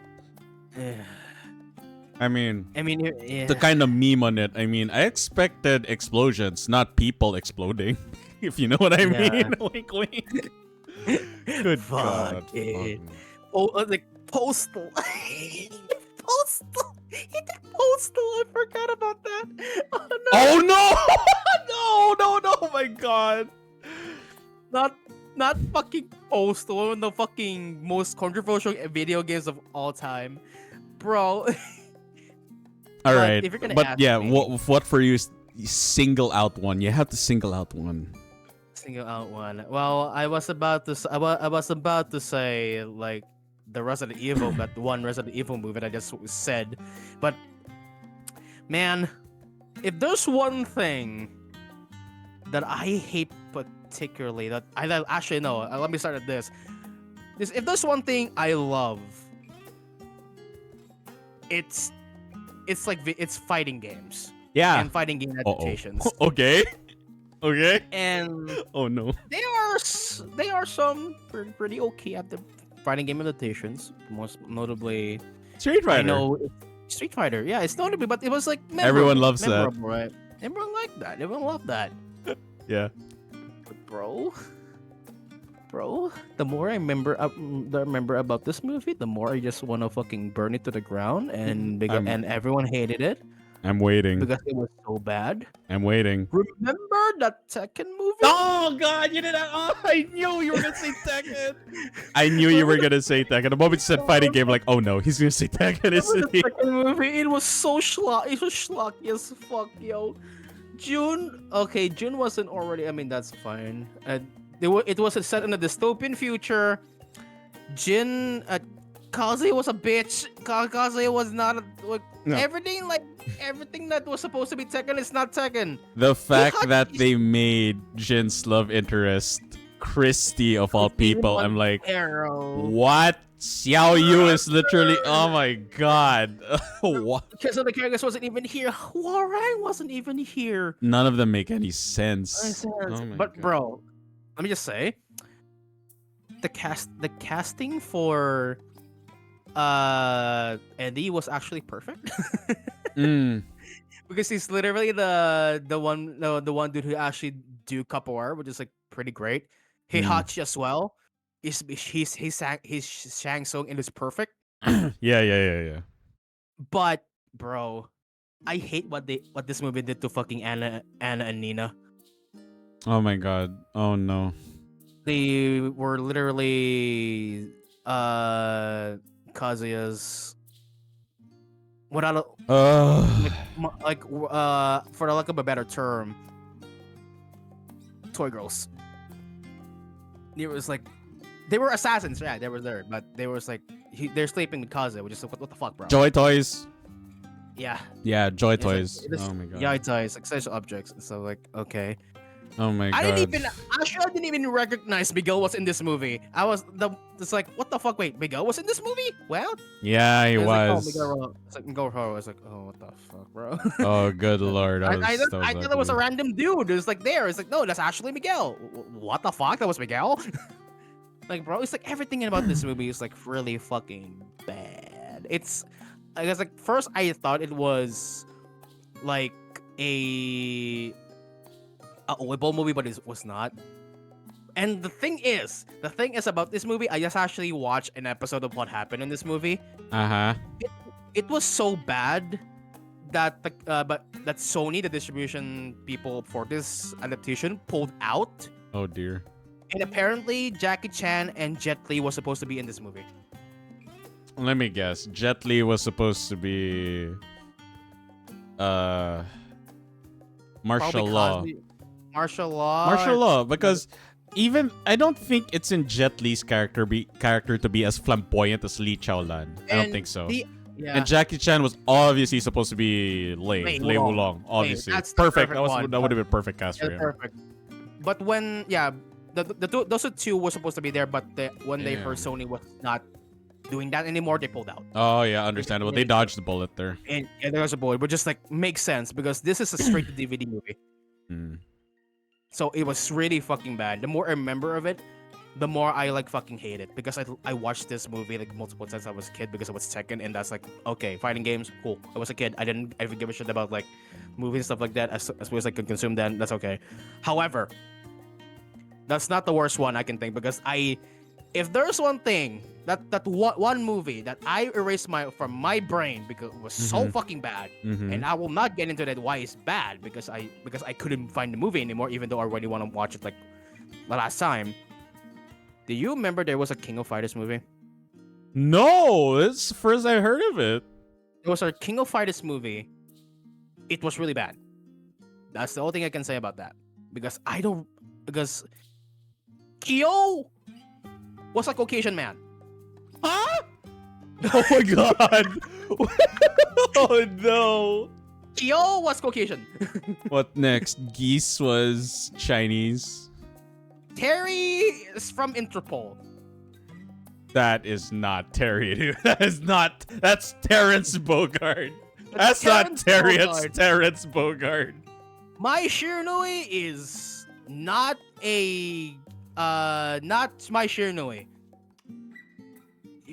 I don't know. How the fuck do you fuck up my Shiranui? The simplest character to adapt. Yeah. Hiyori was the only thing there. The Orochi was basically this like snake orb thing that he fucking consumed. That's about it, and I forgot everything about the rest. And it was like if it's like really terrible, that was like really bad. It was probably Tekken or King of Fighters because I forgot King of Fighters. I don't want to remember that movie anymore. Okay. Good lord. Okay. Here. So that's your worst. All right. Funny how my worst adaptation ever made is also a fighting game. Because here's the thing. A lot of people pick on one particular adaptation. And the thing is, I would say it had potential to be an actually good one. And this one is Can I get Doom. I think the Doom live adaptation had potential because it released in a time where sci-fi anything was actually very popular.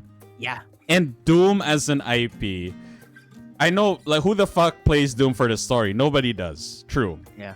But the premise is very interesting, Mm-hmm. right? It leans towards the human hubris of getting power from anywhere, even if it's in fucking hell. They'll fucking do it. So the whole premise of the Doom movie itself was really interesting. Like, no, this is exactly what a Doom live action movie would be like. What I did not particularly like about the movie, however, is that there was just not enough violence. Ironic. Yeah. And the thing is, I'm not averse to yapping. I like yapping. I like it. I mean, for fuck's sake. I'm actually one of the few people. I'm one of the few people who watched Oppenheimer for the history part, not for the A-bomb dropping. No, I did not watch that. For that, I didn't watch Oppenheimer for that. No, I want to actually learn about the history and, the behind the scenes of, that. I actually enjoyed every scene where they were yapping. I enjoyed in Oppenheimer. And the thing is, for Doom, right, because it's an adaptation of the game, I'm like, where's the violence? Right? And I'm just like, there's just like, okay, there's a lot of yapping, and to be fair, they have to establish this universe of Doom. Yeah. And I understand that, but there was just not enough violence. And the one good part, and I totally see someone like The Rock going banana balls like, yeah, we're not supposed to let anyone from this facility alive, including the scientists. I'm like, yep, that's the most Doom-esque thing I've ever heard. But the fact that they actually brought, the BFG, I'm like, oh shit, they actually made the BFG. That's so fucking cool. Pretty good. That was pretty fucking cool. Mm. And they leaned in towards the whole, they extracted something. They found like a civilization in the moon, or I forget the setting, if it was in the moon or Mars, I think. Probably Mars. Mars, yeah, I think it was Mars. And basically, like, they found DNA of like a civilization, and basically they wanted to experiment on it, and that's why they had these fucked up monsters all over the place, right? Mm-hmm. And almost kind of like the super soldier serum, basically. Oh wait, one sec, phone call. Yeah, go ahead.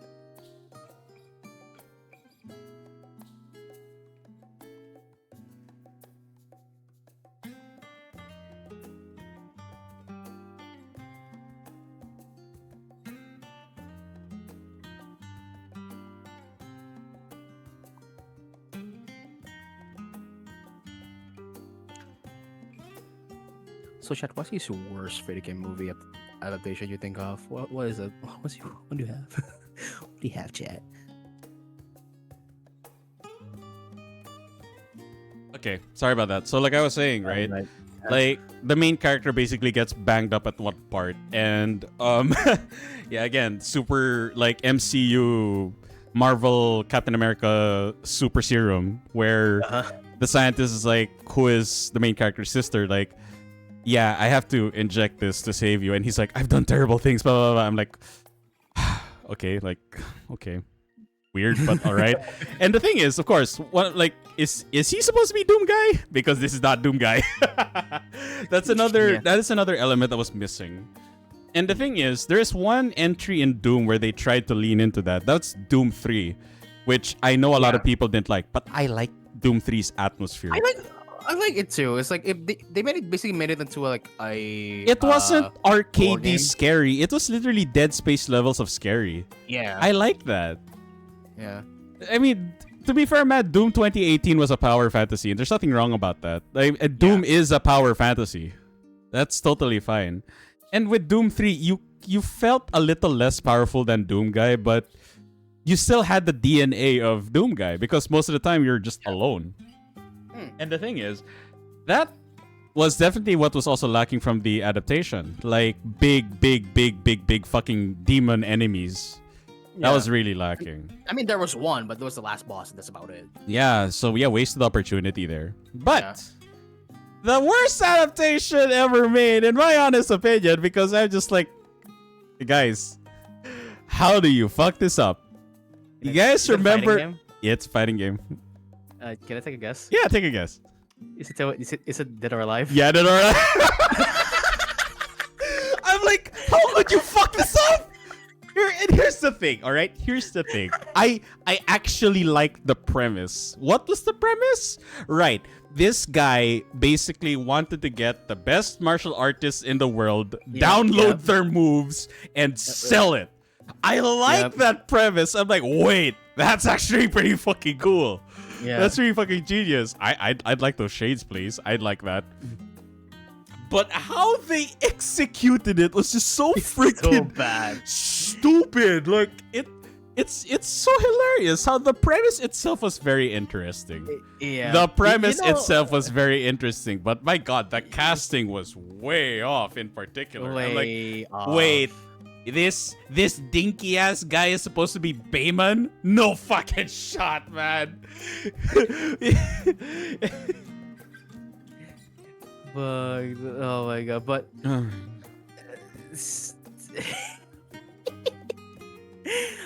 I think one of the things that made that movie really bad is actually, funny enough, one of the top dogs of Tecmo at that moment, Itagaki.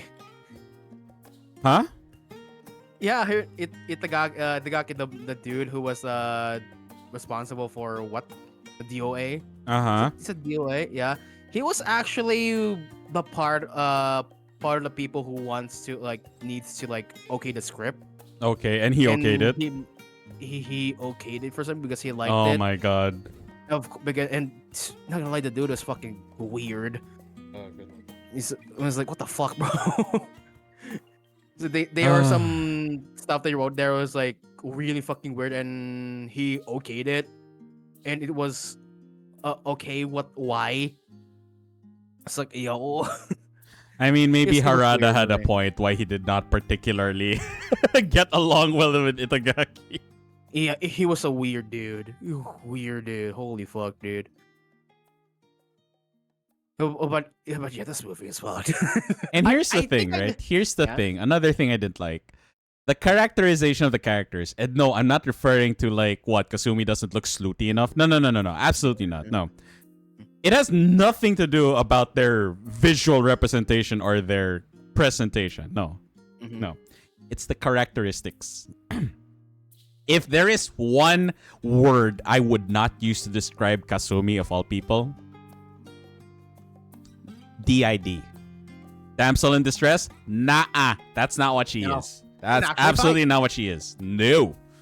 But the fact that they characterized her and many of the female characters as that, I'm like, is this Dead or Alive or damsels or alive? Like, what the damsels or assholes? Like, what the fuck am I watching? And again, the as early as the start, I was already, no, something's not right. Mm. The fact that the main female trio, it's very obvious that they were riding off the popularity of Charlie's Angels, right? Very obvious. But the fact that the main trio got along really well at the start, I'm like, guys, no. No, there are better ways to make allies of these characters and friends than we have to work together. Like, no, that's so shallow. That's so fucking shallow, man. Move was bad. Move was really That was in particular bad. All right. bad. Okay, last question for phase 1 before we get to the meat of the talk. So, to flip this question sort of on its head. So, what for you, and Foxshots, I also want to know what you guys think. What for you was an adaptation that was poorly received, but you thought had the potential to be really good? I already said my answer on this. Like, for me, I'll start with this. For me, easily Doom. I really Yeah. think Doom had the potential to be really fucking good. I really think. And I think the industry can redeem itself with Doom just by using Dead Space instead. Because it's kind of hard to make Doom, which is scary, and then your main character is basically a god, right? Fucking Doom guy. It's very hard. But if instead of another Doom movie, I would actually say Dead Space instead. Oh yeah, I've seen so many Dead Space like anime and whatnot. They're really cool, especially the prequel. The prequel to the first game. The ending was so chilling. It was so good. It was so fucking good. And yeah, like the setting up a movie for Dead Space, I think, is a lot easier because one, the main character already. It doesn't have to be necessarily Isaac Clarke, right? It can be anyone else. But the main character for Dead Space is already like, he's an ordinary guy, all right? He's not Doom guy. He's not a super soldier. He's literally an engineer. He's not built to fight anything that wants to kill him. And most of his weapons are tools, right? Like the ripsaw, the plasma cutter, they're tools. They're engineering tools. The only weapon is the rifle that he picks up from a guard, right? Most of the time, it's just tools, which is really cool. So the protagonist of this Dead Space adaptation, hypothetically, does not even have to be Isaac Clarke. It can just be another average Joe. It could be like, and again, the setting is cool because Planet Cracker Ishimura is like a living area, right? It's a living ship. People live there. They have recreational areas. They have a cafeteria. You know, it's a living space. So they could literally use anyone. It could be a receptionist. It could be a desk jockey. It could be anyone. Even someone with a military background, it would still work as a protagonist for a Dead Space adaptation. And the thing is, the lore is good because all we know about Dead Space is the Ishimura and, you know, the sign, right? That fucking tower. They could spin that. Like, what if there's another relic similar to that and then, you know, build up on it? Like, people would believe it. It doesn't have to be about the Ishimura, but basically the lore, the idea for it is there. It would be really nice. How about you, Cyan? What do you think is an adaptation that was poorly received but had potential to be good? Oh, I mean, you're gonna have wars with this one too. All right, try me. Because the first time I saw this movie, it was cool, but the execution, the storytelling, got boring. All right, the entirety of it. Try me. And it's the Warcraft movie. God fucking damn it, I agree. Good lord, I agree. Boring as fuck. It has a lot of potential. It had so much potential, dude. It had so much potential. The start of that movie was so good. It was good. And so then fucking after good. That was like, what the fuck is happening now? What the fuck? It's like, what? How? Why is it so boring? You have like this like really great like CG stuff. You have like really good battles. But why is it boring? The dwarves in that movie were so good. Like, yo, these are really nice. I know these CGI, but it's really fucking good. It was good, and also you're working with Warcraft, which already has a lot of fucking really great story base that makes it interesting. But you did not use that. And it had a good balance. Like, it had recognizable characters. Fucking Gul'dan. You know, Ogrim Doomhammer, fucking Anduin Lothar, right?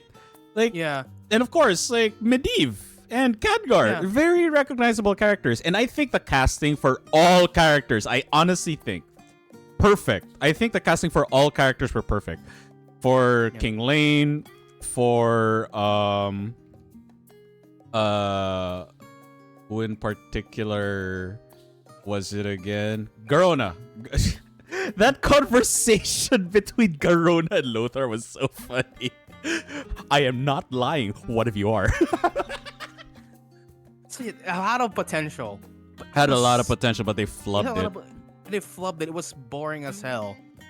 So if you can just like fix that. The orcs were so convincing. I also have to say, like, so good. Like these are definitely Warcraft orcs. So fucking good. And of course, Yeah. remember the meme? Do you remember the meme of the Warcraft poster where people, guys, nope, not accurate. They basically made Lothar's pauldrons comically large, and they're like, there you go, now it's accurate. I'm like, Yeah. yes, very accurate.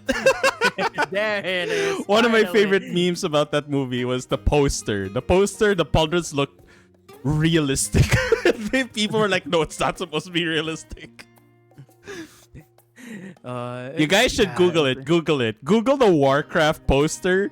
You guys will see the real one, which is basically Anduin Lothar, and he has human-sized pauldrons, and then there's the edit where it's Warcraft-sized pauldrons, where it's really funny.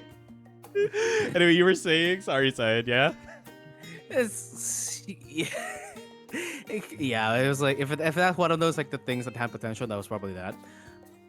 There's another one though, Mm-hmm.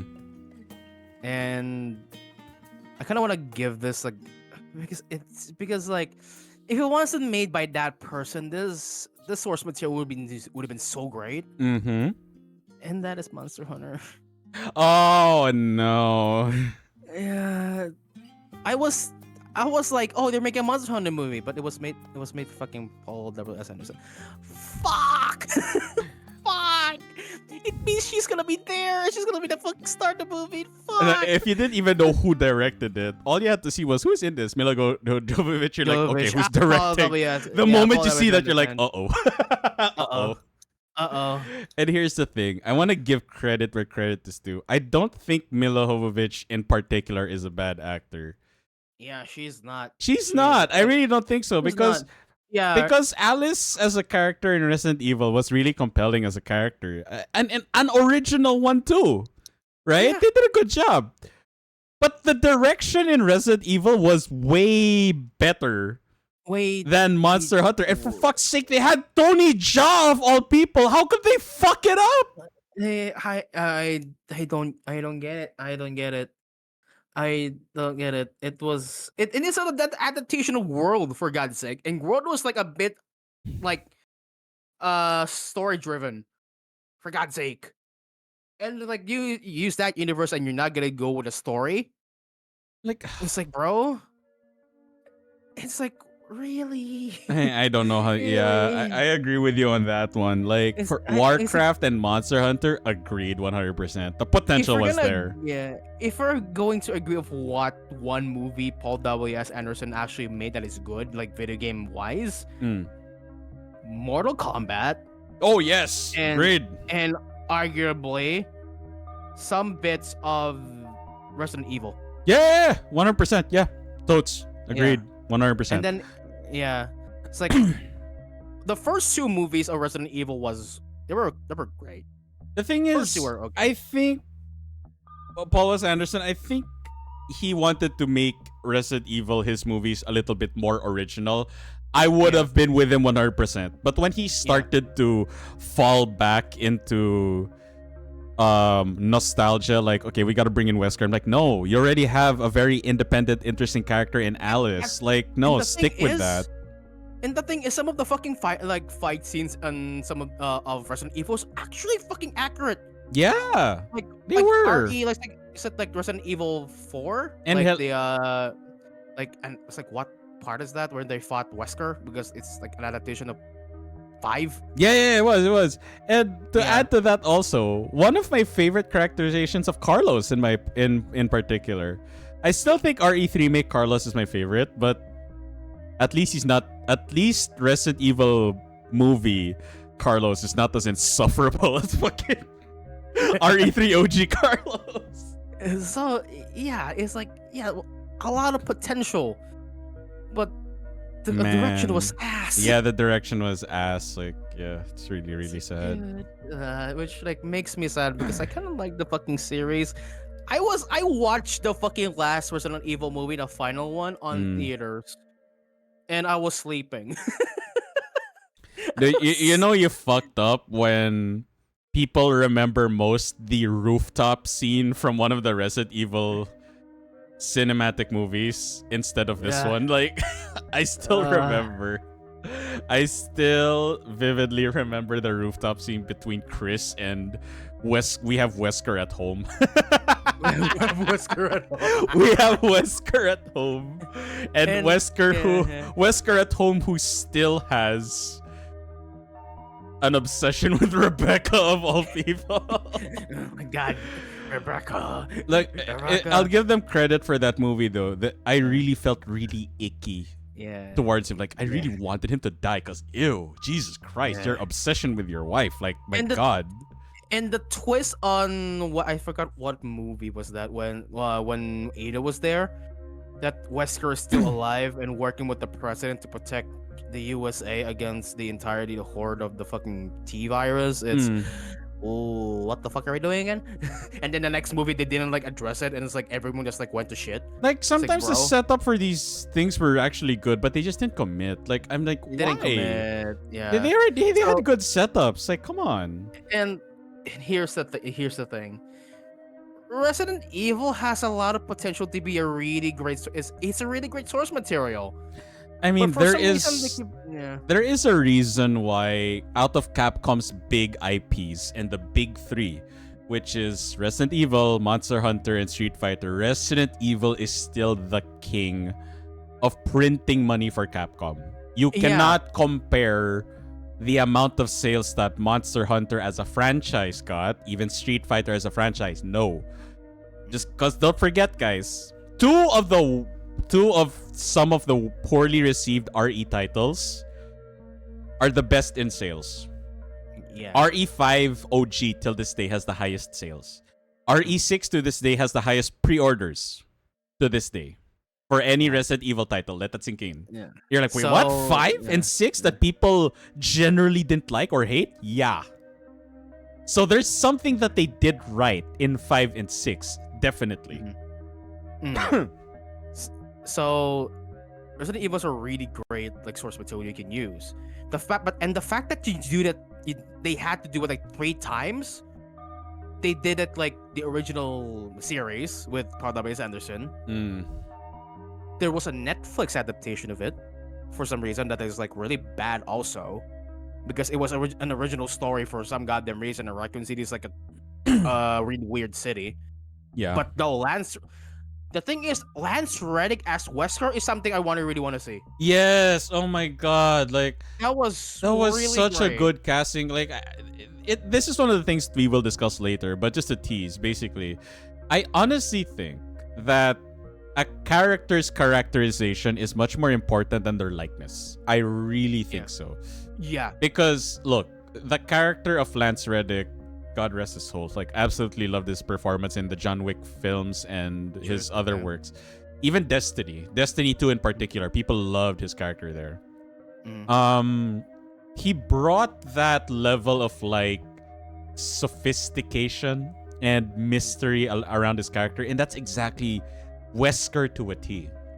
He's not a mustache twirling evil scientist. No, like, Wesker is hot shit. All right, he is God's gift to humanity. He knows it, but he doesn't flaunt it. The way he flaunts it is more in how he does it to 5. He only flaunts it to people who don't acknowledge it, aka Chris and Jill.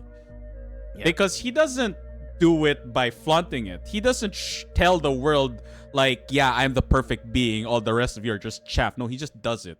Do you really think he announced to the world that, yeah, I'm going to unleash Ouroboros, which will cleanse billions unless you give me trillions of bison dollars? No, he was just gonna fucking do it. He was just gonna do it. Like, no. I love this monologue in RE5 because, like, did it ever occur to you that I mean, Wesker is basically Thanos before MCU Thanos. He was basically saying, like, did it ever occur to you that the world is overpopulated? And I'm like, Yeah. oh no, don't go the route that I think you're going. It's like everyone else is chaff. I'm like, oh shit, he really is. Global saturation is his goal. And Yeah. that's it. And Yeah. again, like, that's something Lance Reddick as an actor can definitely bring. Like, he really has that level of, like, I can tell you 100 words in 10 words. Yeah. That's something that Lance Reddick just has talent for. He has the propensity, like, yeah, this monologue that has 100 lines, I can tell it to you in 10. He can do that. Yeah. So that's the second one. The third one, I already talked about. That was Resident Evil, Welcome to City. I don't want to talk about it anymore. Yeah. The movie was it's so fucked up. And apparently, I think you noticed, Nari, it's getting another adaptation. Mm-hmm. But the director, I think I'm a bit confident with this one because the director is like one of the directors that did this, the writers, actually did like a really great horror movie like recently. Okay. So if they're going to adapt Resident Evil once more, I want them to adapt it that is like the main point of this is show it that it's actually survival horror. Yeah. Show it that it's like it has horror elements that they can put action on it. They can put dread on it. Actually make Jill an entire like a really great character. Make Westar a really great character. Chris, Rebecca, like make the entire Spencer Mansion incident really great. And again, I need to search who was the director of this one. Resident Evil new adaptation. There you go.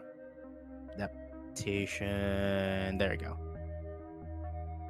So yes, it's going to be made by Zach Kreger, but who was known for like Barbarian, which is like the movie. I heard some stuff about that movie. That movie was actually really fucking great.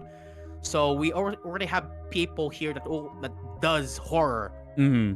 and now we just need to like execute that perfectly because you already know the don'ts of what to do with this movie.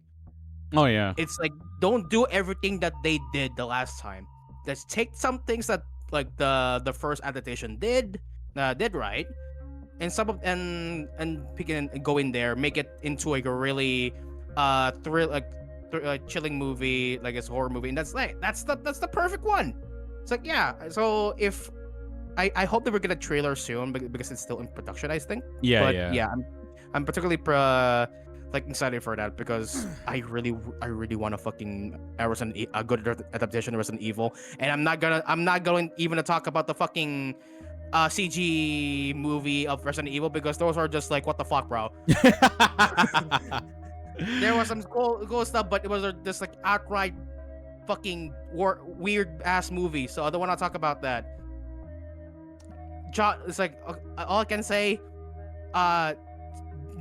shooting your gun in a circle. What the fuck was that? What the fuck was that, bro? I want more of that, to be honest. I want more of yeah, that. you know what? Yeah, I watched want more of Dark. that. It's actually a really fun movie. It is. Yeah, that's my 2 cents. All right, that's the first half of the episode of this podcast. Cyan and I are gonna take a 5-10 minute intermission, so we are just going to chill. If any of you foxtrots in the chat have any questions or things you wanna share or ask us, please feel free to do so. Now is a good time to do so. I saw some weird ass movie bidding adaptation stuff. I could probably answer what happened. What was that? Mm-hmm. What do you want? What do you have? No, you know, it'd be really funny. It'd be really fucking funny as an adaptation. That I can see how this can work and not work at the same time. Metroid.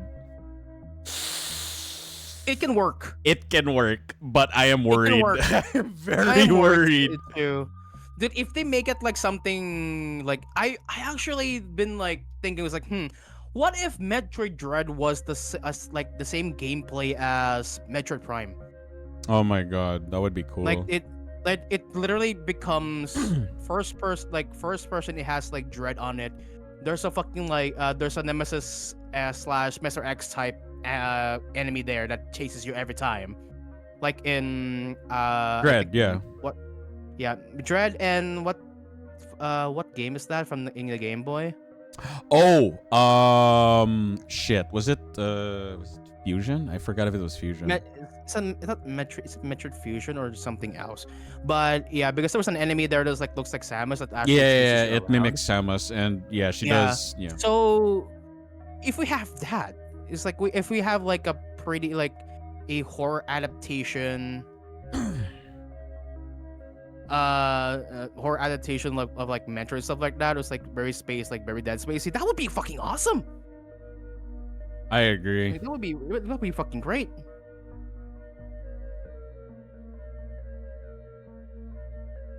Alright. Like actually, I need to be right back. I need to grab some water and some Yeah, go ahead. stuff really quick. All right. But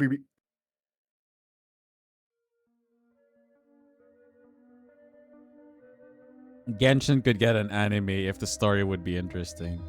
Up, one sec. Phone call again.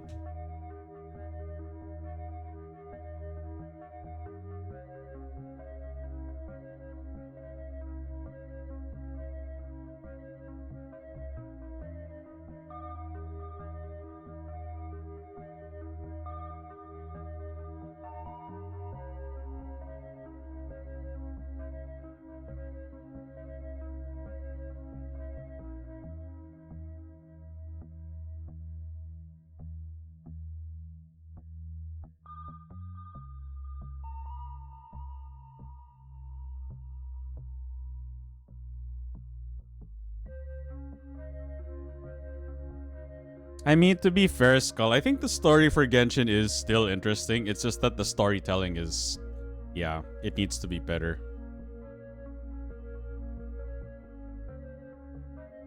Oh, one sec, Foxtrots. I need to get tea. Kindly tell Cyan I'm just also gonna get something.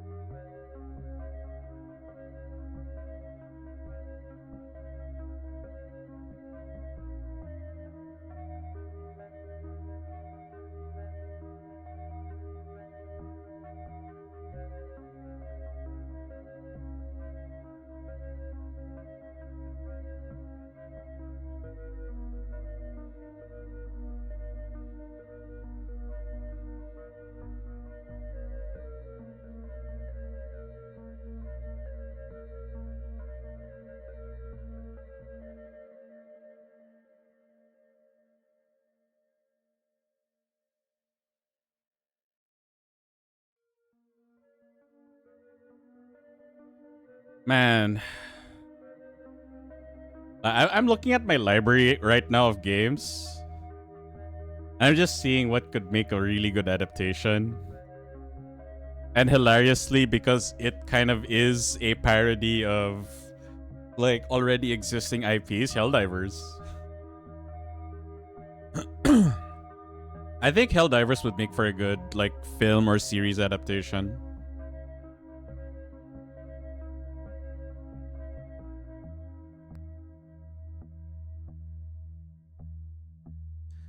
Let's see what else.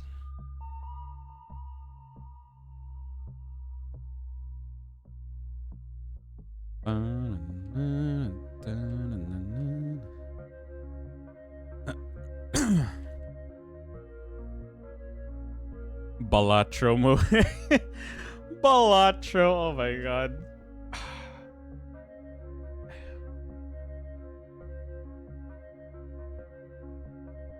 hello. Yo. Yeah, I'm back. I just got some water and I needed to do stuff. Ugh. All good. Okay. Man, guys, you guys don't know that. I'll just say this. Last night, Mhm. I was crying ugly tears. I was. Oh, when that got announced. Yes, when Stellar Blade was finally not region lock, I actually cried. I was so happy. I woke up. Mama Nari woke up. Like, what's wrong? She barged into my room. She's like, what's wrong?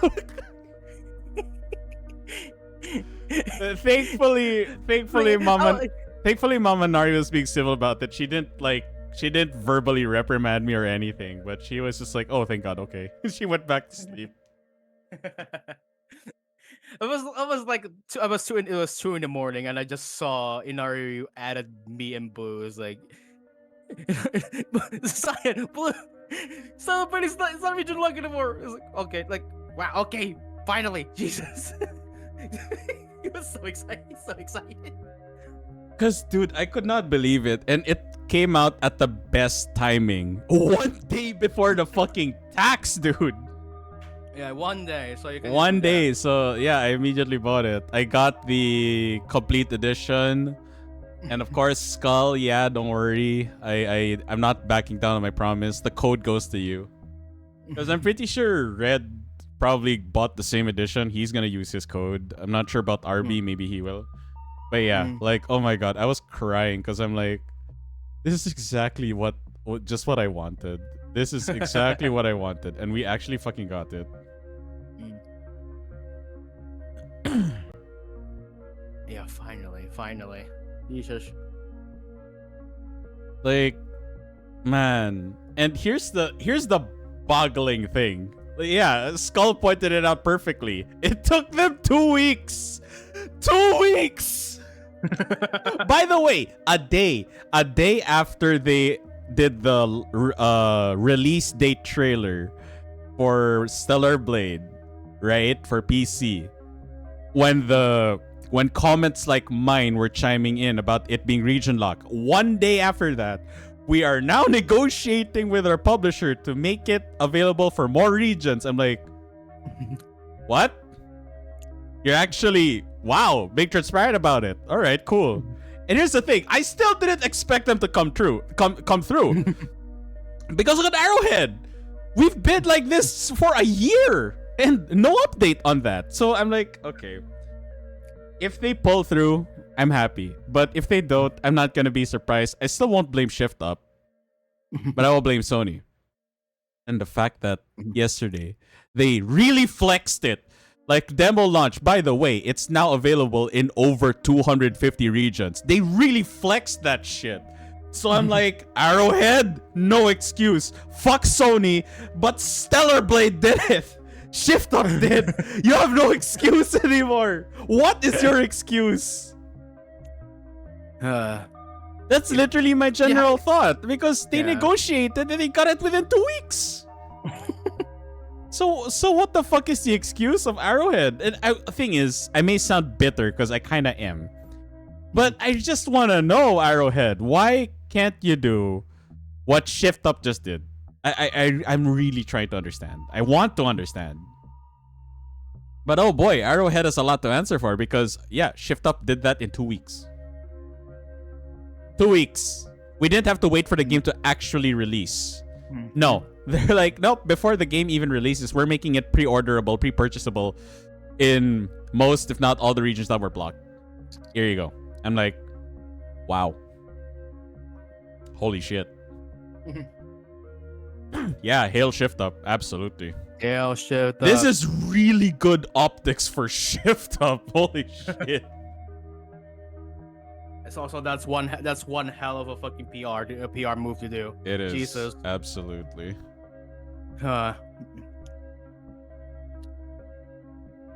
Also, you're gonna watch the thing next week, right?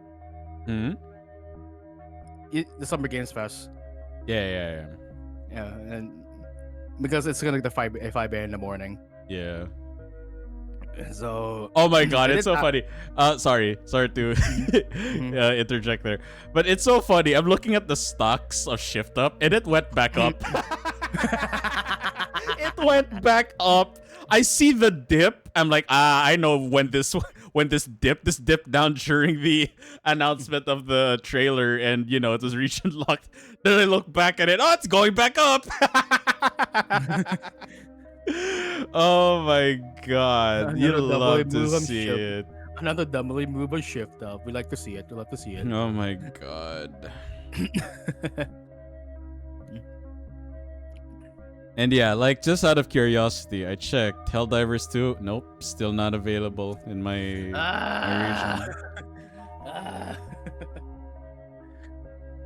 God of War Ragnarok, yep, that's also not available. Like, Jesus Christ. Fuck. Jesus Christ, dude. Sony, what the fuck are you doing? The thing is, I keep questioning too, like, what the fuck are they going to announce in Summer Games Fest? Because Sony's supposed to be there. Live service. Fuck, I will fucking. More live service. If that's gonna be the case, I have no hope for Sony anymore. I have no. I legit don't. I don't either. Like, It's like, oh, Bloodborne 2, no. I'm No, not. no, I'm more- not. Like, I'm anymore. still like very. I'm still very. How do I say this? I'm still skeptical with like Xbox, Microsoft.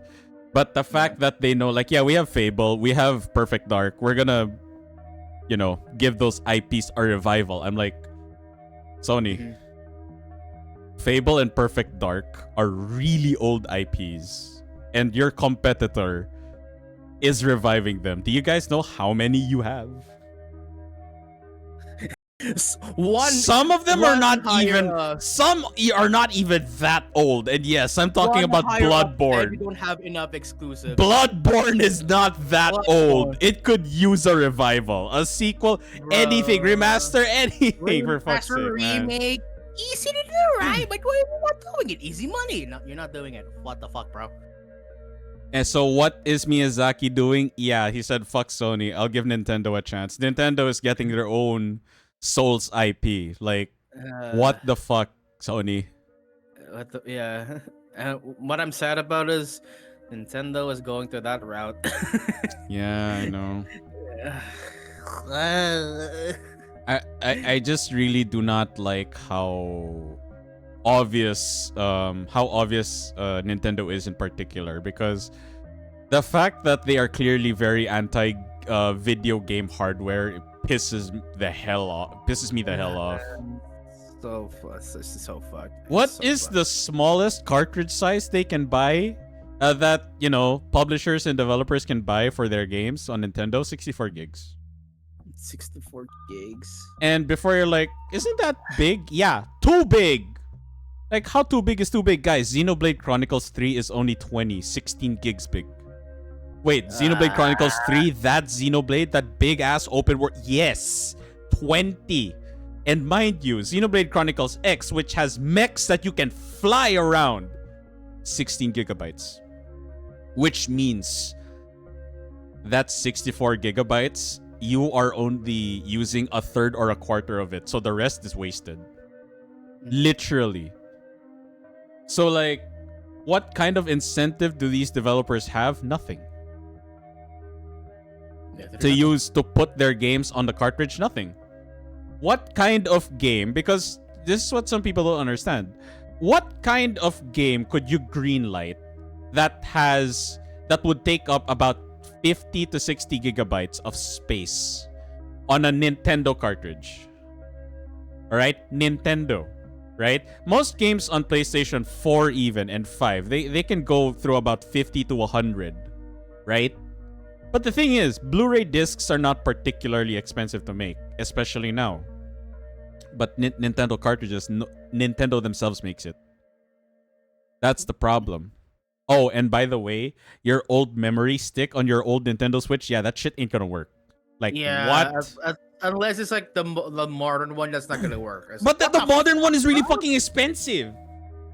Yeah. Like, on one end, thank you. Like, on one end, thank you, Nintendo, for giving us a Nintendo Switch with a very big base storage space. Like, thank God, finally. But why the fuck is an extra storage space memory stick so fucking expensive? Like, Jesus Christ. The thing is, they didn't even didn't even think it's like we could probably like put something like SSD support in this thing. They didn't even think of that. It was like, and the thing is also, this is where it gets worse, guys. The reason, before we move on with the talk, the reason why this is very bad for Nintendo, like I said, what kind of game for the Nintendo Switch would be about 60 gigabytes long?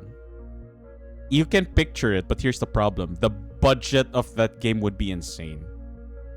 The budget also would be way too big to justify it to be exclusive to the Switch. It's the equivalent of if you got GTA 6 and you released it only on the Switch. Rockstar would be dead. Yep. Why? Because a budget for a game that big and then the sales are limited to just a third of the market, you're fucked. Yep. You have to sell. GTA 6 has to sell on all platforms to break even. That's the thing. They have to sell on all platforms to break even. Like, yeah, we know that it's launching on consoles, but eventually it's gonna make its way to PC because PC is still the largest market. Still is. And yeah, it sucks. It sucks. And the worst heinous shit that like we are kind of in a console dystopia. Like PC gaming has never looked so good right now. Do you know apparently that your Nintendo Switch right now, the Nintendo Switch 2 cannot be used in any shape or form until the day of its release. Yup, I saw that. I was like, wait, that is... What? Here's the thing. I understand why, right? I understand. I don't want to be completely biased. I understand why they did that. They want to prevent people from like, you know, breaking the release date, selling it early so people can enjoy it early, right? I understand that. But this level of like protection is the worst kind. It's very restrictive. It introduces bigger problems than the one problem it addressed. Think of Denuvo. Why do you think people hate Denuvo so much? Denuvo is supposed to be anti-piracy. Guess what? People still crack that shit every day. And worse, it compromises the game's performance. It's well documented.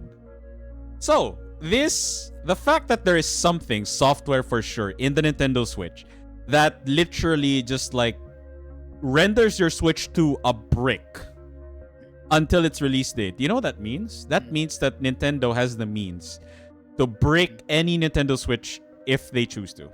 That is so fucked up, though. I'm not saying they will, but they have the means. That is bad. And do you know what this is going to... Do you know what this is going to cause? Hilariously? It's the complete opposite of what Sony has done. Sony thinks that they're protecting their games by making it, you know, you have to sign into PlayStation and whatnot. It forces people to pirate. Yeah. And that's what people are going to do. They are going to homebrew the hell out of the Nintendo Switch 2. Yeah, but they can't play multiplayer, not if they try hard enough. Yeah. People are able, don't forget, like people are able to emulate with multiplayer. For like the Wii U, they can play multiplayer. For fuck's sake, PS2. There are some people who can play Outbreak, Siphon Filter, Omega Strain multiplayer on their emulators. Sure, it's a hassle to set up. That's always the thing with emulators. It's a hassle, but with hard work, it can work.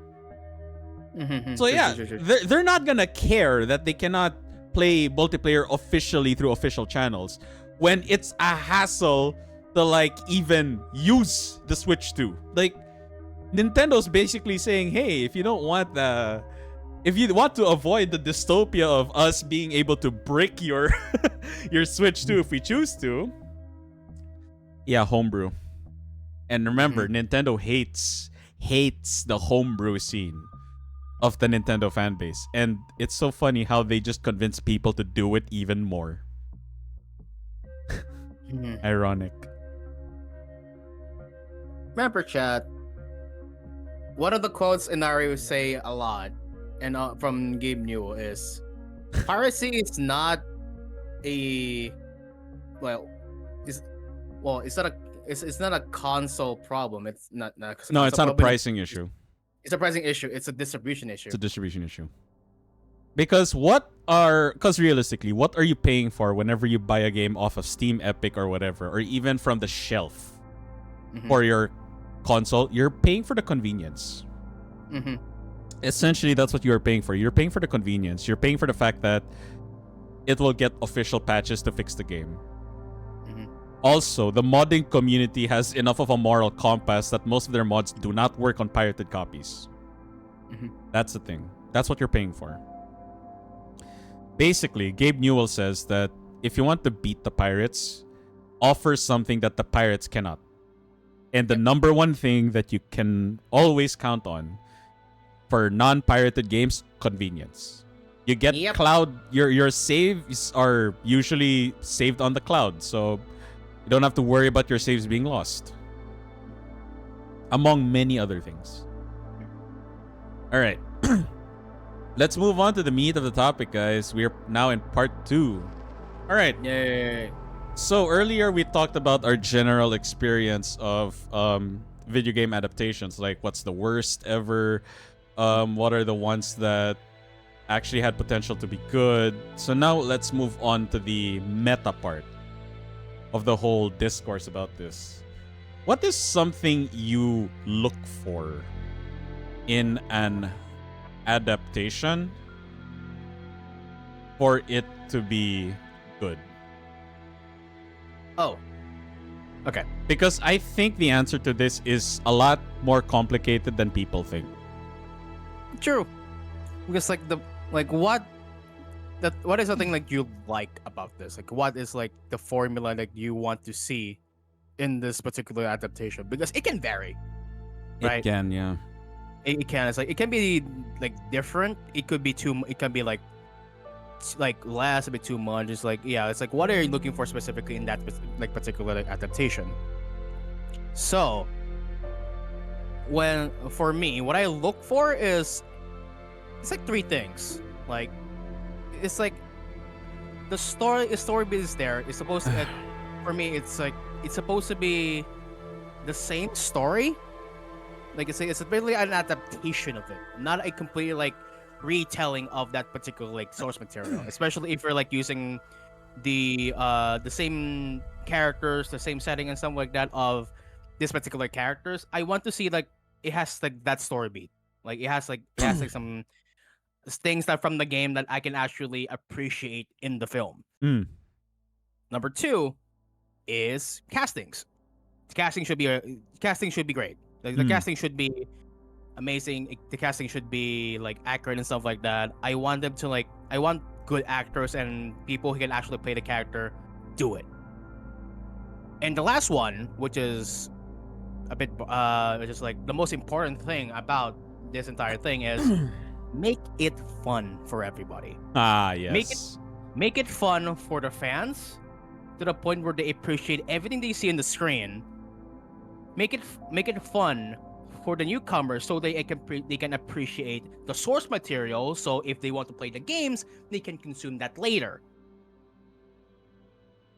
And just make it fun for everybody. That to the point where just like it doesn't even matter if you like played the games or did not play the games. The point is, you make it fun for everybody to the point where just enjoy and want to consume more. And after that, that's the thing. Cha-ching, you have money. There we go. So, I just want the film to be like the adaptation that is like a bit accurate, a bit fan service, but not too fan service, because we can already like see what too much fan service can do. Clearly. Yeah, i.e. Resident Evil, Welcome to Raccoon City. Yep. And fun. Fun factor should be there. The movie should be fun, even though because if it's fun, if the movie story and like if the movie story is like a bit too like not too bad, it's like not too bad, it's quite a mid or like a bit bad. But if it's fun, the characters are fun, the interaction are fun, the settings are fun, the fucking action is fun. That's the thing you want. That's like you're good in that. It's like you already have fun stuff in there. So that's what I'm looking for always on like a video game adaptation. Is usually if it's accurate a bit, if it's like have the perfect casting and it's fun. Usually those 3. Well, I also have my 3 things that I look for an adaptation to be considered like good as a first impression. Number one for me is that it has to respect the base material. Like for me, I don't even look on is this part of the canon? Is it a spin-off? Like that's not the first thing you look for. It has to respect the base material. So I'll give an example. Not even an adaptation, but you compare Team Ninja's DMC with Capcom's DMC. That is not how you do a spin-off. No, you don't. That's not.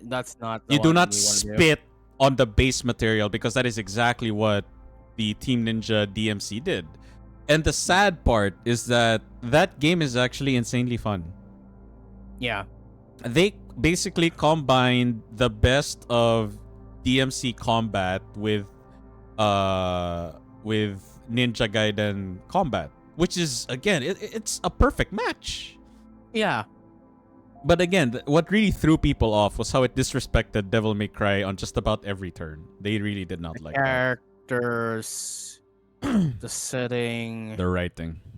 the writing, Fuck you. character. Fuck you. Like, oh my god. the characters, A lot. the dialogue, the character. Oh my god, the characters are so bad in that game. Holy fuck. A dude. lot. Number 2, right? After respecting the base material. Number 2 for me, it has to be something that the original creators of the game must have some sort of involvement in it. I'm not saying that, for example, I'm not saying that Neil Druckmann should be the one directing The Last of Us live action, but he has to be involved in some capacity, even if it's just consultation. Yeah. And from what I've heard, CD Projekt Red did have a good amount of involvement with Edge Runners. Like, obviously, the animation studio behind it had their own call. Like, we're gonna make Rebecca, for example. Yeah, I was going there. Rebecca's going to be this kind of character, and CD Projekt Red's like, okay. Like you know, because like I know that Rebecca as a character has her own controversies and whatnot, but that was basically the studio's like, yeah, we'll do this for you, but we must have some level of creative freedom. That is okay. But I'm not saying that whoever's in charge should not have creative freedom. No, they should. But the original creators must keep them in check. And I think Cyan is already spinning the gears in his head about a particular visionary.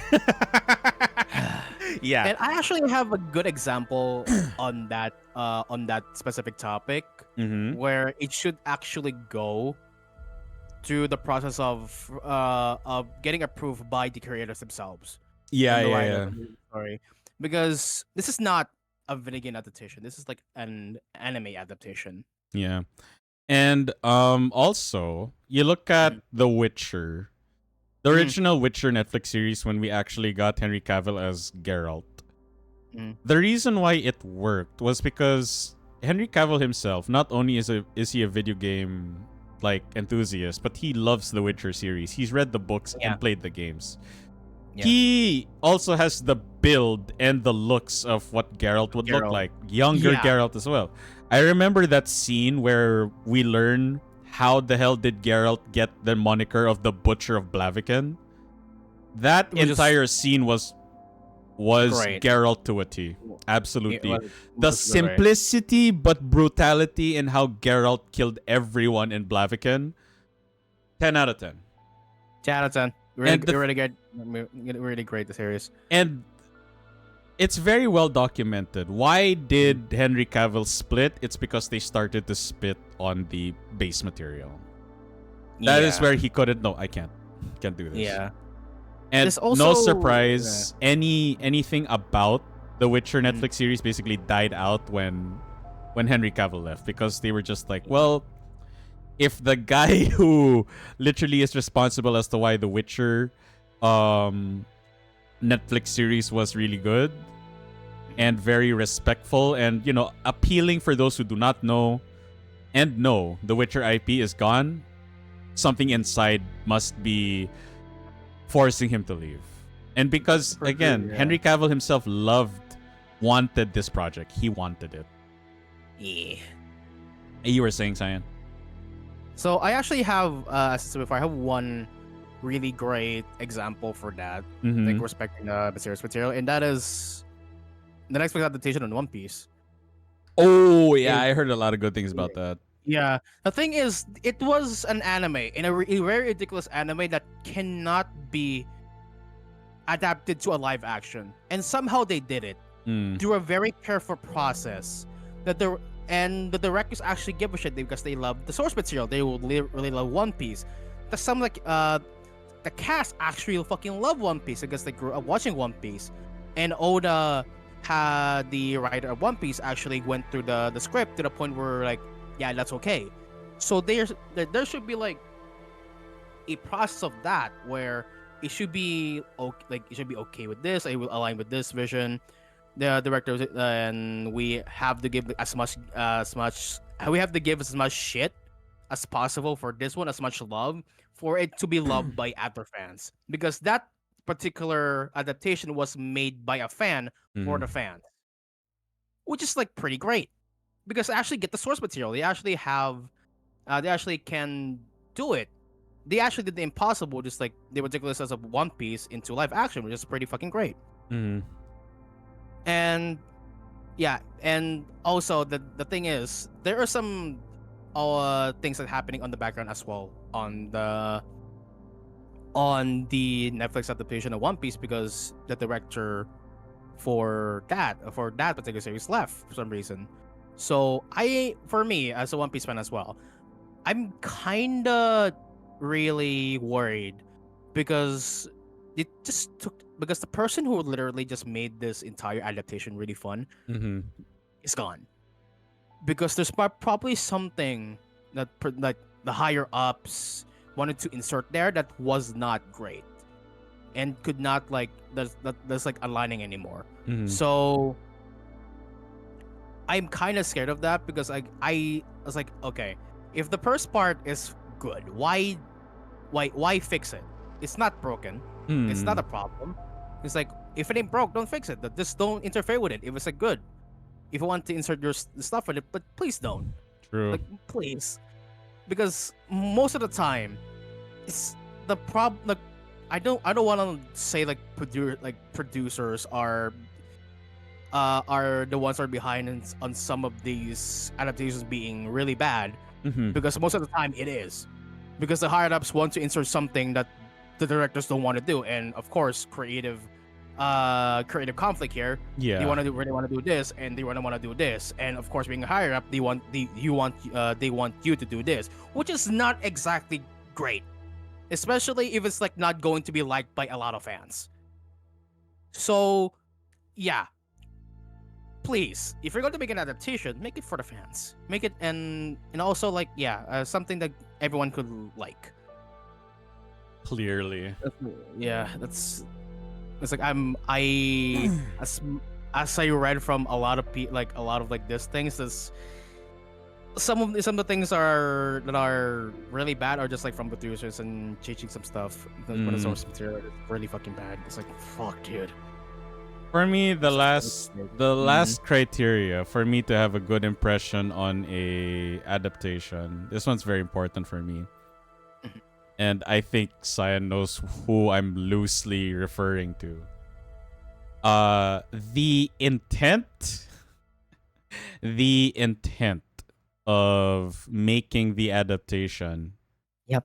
Yep. Yep. has to come from someone who is particularly passionate about the game. And remember, I said the word passionate. Like, if someone makes an adaptation um of say Elden Ring, I don't expect them to be able to no hit Malenia or Yeah.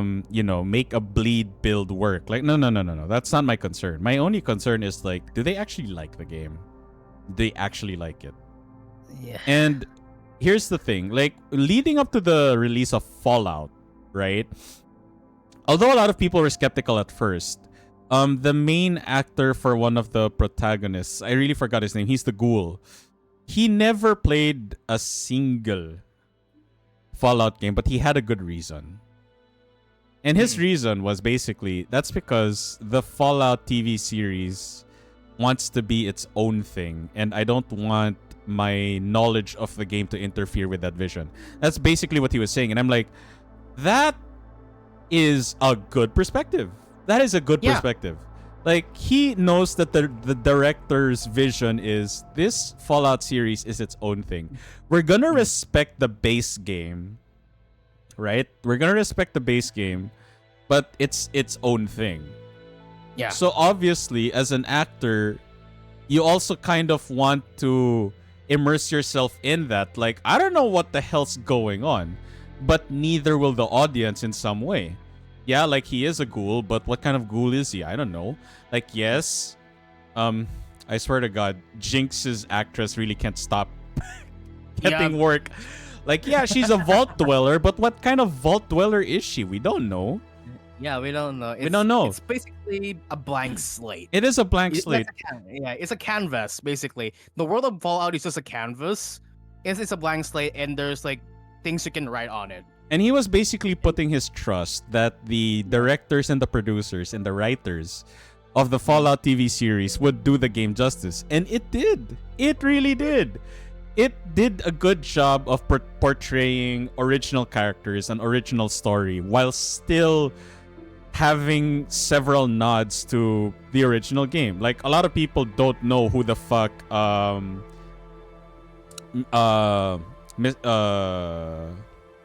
what's his name again? His full name. Mr. House, right? Like, when we see the names, right? When we see the names, there a lot of them are like very lore important names. One of them is the, the founder of, Vault Tech, and one of them is Mr. House himself. Of course, people who don't know Fallout are like, who the hell are these guys? But people like me are like, oh my god, House? That House? And then I saw the, his face. I'm like, yep, that's him. And of course, at the end, when they were teasing New Vegas, I'm like, oh shit. Oh my god, I'm so excited. They didn't rely too much on the base material. They wanted it to be its own thing. And basically, I can tell that the person who directed it and the writers involved, they love Fallout. They knew about the seriousness, the humor of these games, and they wanted to embody that, but still be its own thing. Yeah. And that's honestly what I look for in any adaptation, for it to be good. I mean, that's why Castlevania sold really well for me. Arcane, Edge Runners, Fallout.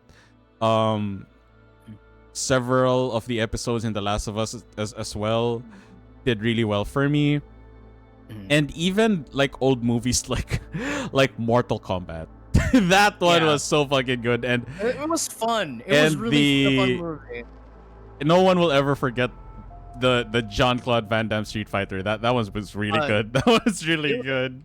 It was like, of course, it was like at a product of its time. Yes, but it was. People get to appreciate it when the time. It wasn't the best, but it was very clearly like, it was an honest attempt. It's an honest attempt. And yeah, Jane, to be fair, they picked arguably the best actor for that role for the ghoul. He fits that role really well. He fits really well as characters that you love to hate, but you kind of understand him. He fits really well. I love that actor. All right, next question.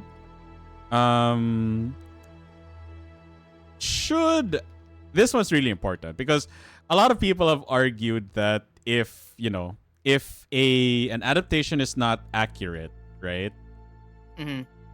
Then it's a bad adaptation. I beg to disagree. Same.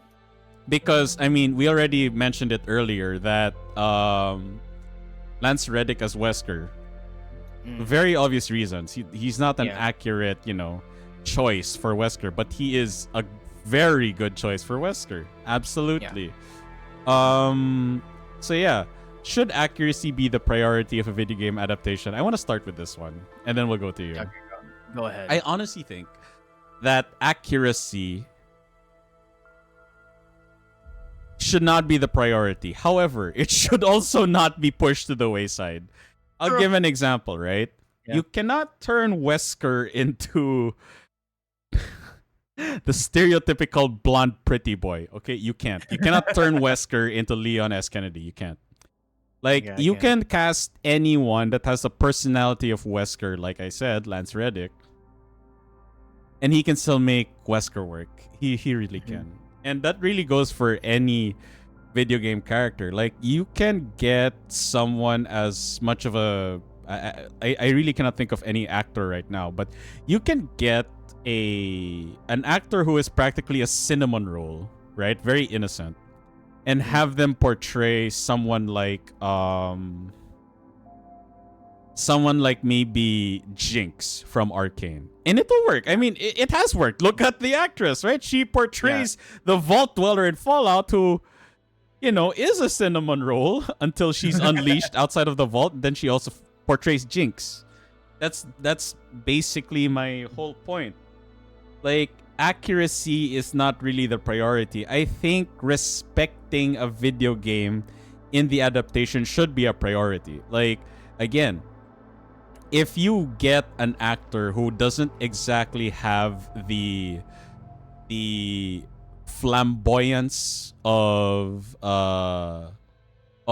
Ruben Langdon's like Dante, but if he can portray the cocky, stylish humor of Dante, I think it can still work. Yeah. Like, I think I've only seen like bits from the trailer and clips, but I think JYB did a good job as portraying Dante in. He did. Yeah, he did. He did a good job portraying Dante in the Netflix series. Right? It's still it's still the stylish, cocky Dante that a lot of people recognize. So again, even though his personality that people are familiar with, right, of him as Nero, it's not the same as Dante, but he can still do that. It's really not about the accuracy. It's about respecting it. Yeah. How about you, Cyan? What are your thoughts on this? For me, accuracy, I like the same. Accuracy can't be like the main point of adaptation, but it should not be like tossed aside as well. Yeah. It's supposed to be still there, but if you're going to introduce something new in this one, at least make it work with the accurate stuff. Actually make work of it. Like, if there's something like a plot point for this one, like, make it fun. Like, make it like circle around that. Use this new particular point to explain why is that happening on that specific story on the main main stuff. And also, like, accuracy works for characters and how they act and stuff like that, and how they interact with like different characters in this particular adaptation, which actually like people will like love. That's why some of the things I love about the Netflix adaptation of Devil May Cry is Dante is Dante. He's a cocky little shit. But he can back it up. That's the thing. He can back it up. Yep. He can back it up. He can like talk. He can talk shit. He's still like really like green in that particular adaptation. But it's that's Dante. He talks shit. He talks like one line and stuff like that. He's not too serious when the time comes, but he can be serious too. So yeah. But what I don't like about it, the things I don't like about not being accurate, is again on Dante. He for some reason he gets tossed around by Lady a bit too much. And I know because I know Dante can like just dodge some particular stuff in that and during action scenes, like Dante would fucking sweep Lady because we already saw that in the MC3. Yeah, clearly. Yeah. If anything, he wasn't trying hard to hit her. He was trying hard not to kill her. If anything. Yeah, I was trying not to kill her. But in this particular adaptation, why is that the case? Like, if you're going to make it accurate, like if you're gonna do your adaptation on your own, at least make the important story beats of the adaptation accurate. Like, for example, if you're going to like adapt like the MC3, adapt the MC3 add some of the stuff you really want to do, like interpretation of this one scene that is not talk about too much, but you want to add more like background story in this particular area, with like stuff like that. Like for example, Arkham's background on what he did before the events of the MC3, what happened happened to Virgil before the MC3 and stuff like that. Like, give them background, give them the stuff that you really want, and expand the main source material. But if you want, like, yeah, but in accuracy wise, like you don't have to make it accurate. It's like make it respect the accurate stuff that needs to be that is in there. Make it respect that. Like make it actually work between those two.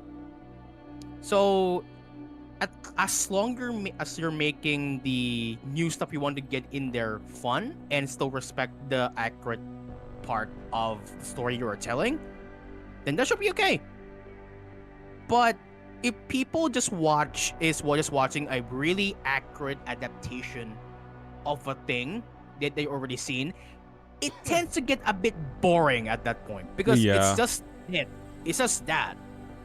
I might as well just play like the original game than this. Yeah. Because that's one of the things I was like a bit conflicted on during the Last of Us adaptation is are they just going to adapt like the cutscenes on the game from in the adaptations? That was the thing I was thinking about, but no, they actually expanded some of the things there. Like for example, one of the scenes from Last of Us 2 where like I forgot what particular scenario is this, but one of the soldiers threw a grenade on like a ride bus like full of soldiers, because in the game I think Ellie or Abby Ellie. founded that yeah, it was Ellie, there we go. Ellie opened that particular jeep with a lot of soldiers in them and they're dead. Yeah, and they were wondering what the happened? hell, yeah. Well, what the hell will happen? And they actually give a backstory on that part. That was really interesting to see also Which is- first time, like, yeah. whoa. Yeah, they actually expanded on that, which is pretty fucking fun. So yeah, if you're gonna add more like new stuff to it, that's fine, as long as you respect the important, accurate stuff on that particular adaptation. So yeah, that's my particular like stuff on that, because I want to enjoy something as a fan also, and I also want people to enjoy the new stuff. So there should be a good mix of accuracy and new stuff, and make it fun for both. Yeah, so yeah, there we go. I have actually one very good example. You guys should watch. I don't know how many of you watched the Uncharted live action, the one with sorry about that. I had to hiccup. The one with Tom Holland, right? Yeah. You guys compare that to Nathan Fillion's. Yeah, Nathan Fillion. I'm not kidding. Nathan Fillion's fan film. What boggles me is that, first off, he produced that fan film of like fan film short Yeah. of Uncharted. Mm-hmm. Like, not only does Nathan Fillion look a lot like what Nathan Drake would look like, he got the personality down to a fucking T. True. He absolutely did. And the thing is, the whole story arc of the fan film was completely original. But the thing is, the characterization of Nathan Drake, his enemies at the time, Sully, Elena, they were all the ones I recognized. But as you said, it wasn't so predictable that it was boring. No. It was still an original take on Nathan Drake, on Sully, and Elena that kept me interested and invested. The fact that Nathan Fillion actually like did the Nathan Drake thing. What is the Nathan Drake thing? No, it's not ludonarrative dissonance. It's whenever Nathan Drake discovers something historical, he always loses himself in it. Like, oh my god, you know what this means? Whenever he says that, literally, Elena, Chloe, Sully are like, Nate, whenever you say that, I never know what the fuck it means. Or they're like, oh no, not this again. Can you just say what you mean, man? They already know that he's going to go on a lengthy ass tangent that will, inevitably the enemies like caught up to them. The fact that he included that there just shows how much Nathan Fillion knows about Nathan Drake and Uncharted. So it's amazing for me that a lot of people really liked that more than the adaptation that Tom Holland was part of. And the thing is, I did watch snippets of it. And obviously, like what confused me a lot is that they basically leaned a bit too much towards like the fan servicey part. Like they got the plane segment from Uncharted 3. They got the stealing segment from also Uncharted 3 as well. And I'm just, oh wait, was it Uncharted? Yeah, Uncharted 3. And I'm like, why are we mishmashing elements across multiple games? Why not just do your own thing? Keep us guessing. Yeah. That's essentially what made all really good adaptations for me like really nice. They were respectable to the base material, but they were always fresh. That's the thing. I think that's what Cyan was also after. Like, keep it fresh, keep me guessing. Like, I shouldn't be able to expect certain things, right? Like Dante, for example, being very, very confident in himself. He wants to be stylish. He brags a lot, but he can back it up. Of course, I expect that. But how he does it is something that I want to be surprised. Yeah. Right? Don't just recreate the entire demon pizza scene from DMC3. That's been done like 100 fucking times already.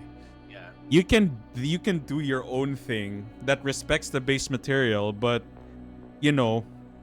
makes your original version of it shine. You can easily do that.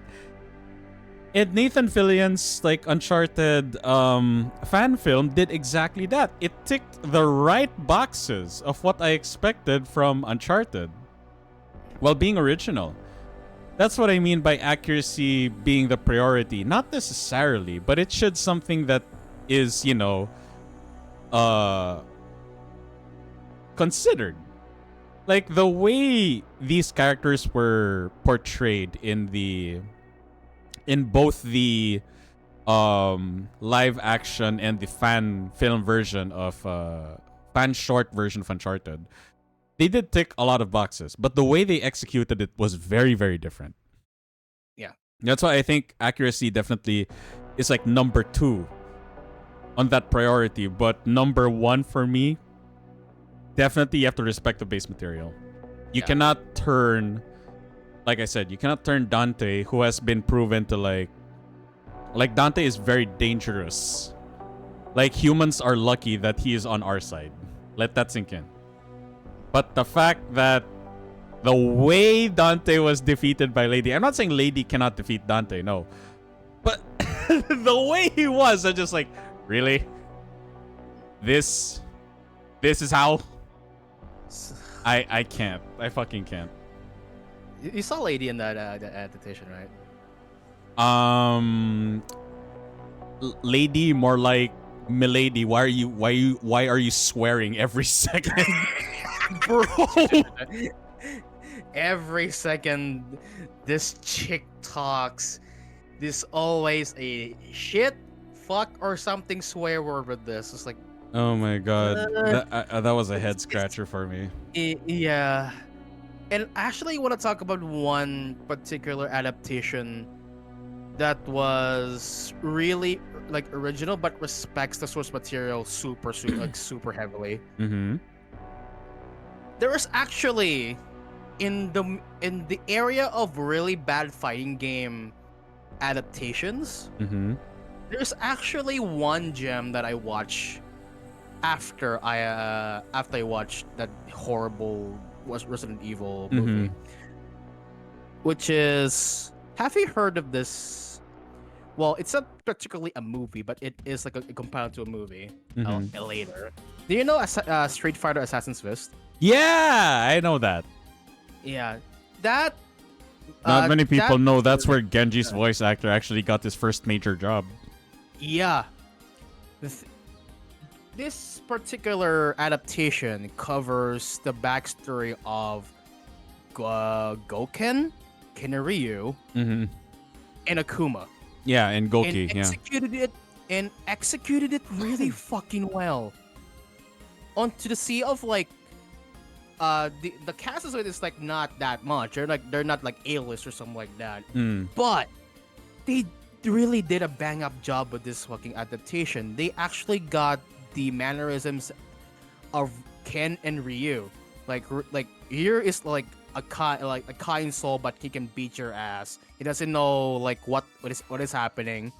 Like he's basically like all he knows is fighting at this point, because that's like the key of strength is like that this promise to go Ken, and Ken is like he is like a very hot-headed person, which is like yeah that's and when as you watch the movie you actually get to see his growth. It's like being impatient is not always the key, because look what happened to Akuma and what happened like his journey and stuff like that. Yeah.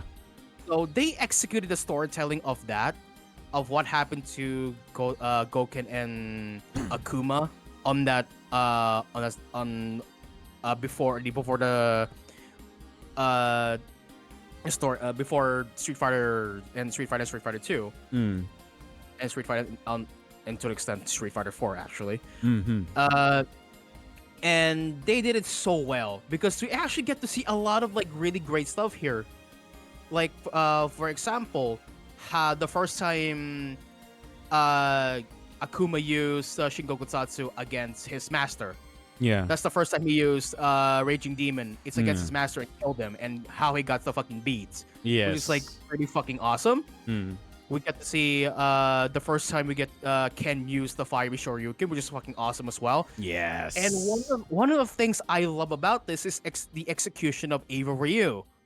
It's how it first popped up. And Because how you it's would been expect always it to there. be. How expected to be, which is like really fucking awesome as well. The fucking fighting here, the fight scenes, all the stuff here is really fucking fun. The music as well is really fun. It's like, Yes. Agreed. When you get to hear Ryu's theme, because it was actually written by Ryu's friend when they were practicing, and how Goken died as well. Spoiler that he didn't show up, but he died. But yeah, it actually like sets up like a really great foundation for Street Fighter. It's like what happened to these characters before the events of Street Fighter, the like all of it. It's just like really fucking fun. So this is just a really great adaptation. It's like which is like a really great mix of accuracy and original stuff and how they told it, which is really fucking great. Yeah, and to add to that credence to like where accuracy is not really a priority. Don't forget, like I've seen Genji's voice actor in person when he was here in the Philippines for one of the conventions. He's not exactly stocky. He doesn't have big arms, but he is fit. He's lean. Yeah, But he's not Kawayama? No. Wait. Hang on. No. His name is Gaku Space. Oh, Gaku Space. Okay. Yeah. He's not the first person I'd have in mind to cast as Akuma. Because he doesn't have the Akuma arms, which are really fucking big, right? Yeah. But he still did a good job portraying. Real Akuma, he did that really well. Yeah. He did such a good job. And even Ryu, if you compare Ryu to Akuma, his arm size is not that far off either. Yeah. But the thing is, Gaku Space, in particular, he has a wide chest which matches Genji. But just like Genji, his arms are not particularly big, right? They are muscular, but they're not particularly big. Not the first one I'd have in mind to cast Akuma, but either way, like I said, this is where accuracy is not the priority. He's not accurate visually as Akuma, but personality-wise and how he depicted him, 10 out of 10. Definitely a really good way to portray Akuma. All right. It's a good segue actually to the next topic. Question. Why do you think do bad adaptations happen in the first place? Oh. I think this is a very important question. Because we know what makes a bad adaptation, but not many people wonder, why does it happen? You want to lead with this one? Lead with it. Go. I can lead with it. Okay. I have some whenever I hear something about a new adaptation of a Mm-hmm. video game to movie adaptations, I always have uh 3 points, Mm-hmm. right? If it's uh is the writer good? If the case, like, we're good. Is it like, okay? Wait, I need to think of this because I kind of forgot about it. Huh. Mm-hmm. I think it's because, like, I can, like, point out one important thing. If it feels cash grabby, Mm-hmm. if it just exists, if it just, like, exists there for the point of it existing there just to make money in the first place because of the name, Mm. where you feel like it's, like, being made for the people who doesn't give a shit about the source material, and they just want to, like, adapt it because why the fuck not? Ah. Because that it's like, okay, I definitely felt that when when I felt that during the early days of, like, video game adaptations, Mm-hmm. like during the first part, when they talked about what you call it, the Super Mario movie, Mm-hmm. the first one, Double Dragon as well, like really old, like pretty old video game movies. They are just, like, existed to be there just for cash grabbing. That's the old way to do it, and that is, like, the things you don't want to do. Yeah. The other one, the bad adaptation, is if you want to go too original on the Ooh. source material and you don't respect it. Really great example of this, the recent Yakuza adaptation. Oh, that I did not watch. The recent Yakuza adaptation, I shit you not, the writer said, like, we don't play the games. We didn't play the games, Mm-hmm. but we want to give as much of an original experience in this particular world. Mm-hmm. And people particularly did not like that because what makes Yakuza really good? It's because, like, it's fun. Some of them are a mixture of, like, really ridiculous shit, and also mixed with, like, very story, like, really drama stuff, like, within Kiryu and the other characters as well. And some of them are not there for some reason, which is like, what the fuck, bro? Like, what? And of course, the number one example of this is the Uobo movies. Oh no. Is Yeah, it was just like, it's just Oh dear. by name. They're not exactly the game you really wanted. It's just like, yeah, it's just there. It's named Far Cry, but it's not Far Cry. It's named Blood Rain, it's not Blood Rain. It's named House of the Dead, it's not even House of the Dead. It's just really, really bad adaptations. So, yeah, my criteria is if it exists only for cash grabs, if it's going to be handled by the people who doesn't even give a shit about the source material, and of course, did not play the games or respect the source material as like, yeah, as much as possible, because I don't know why they do that. That's about my my point on that. I mean, I completely agree with you on that one. Like, definitely a pitfall of a lot of these bad adaptations is really adhering to the whole corporate cog of print money. Yeah. Like, some of these, like, of course, like, one of the things I really want to talk about is, like, the Mortal Kombat movie, the recent one. Hmm. Is they really want to do like a lot of original stuff in here. Like, like, as soon as I heard about they going to use, like, this, like, power system on this, like, I forgot what they called it. It's basically what gives them power.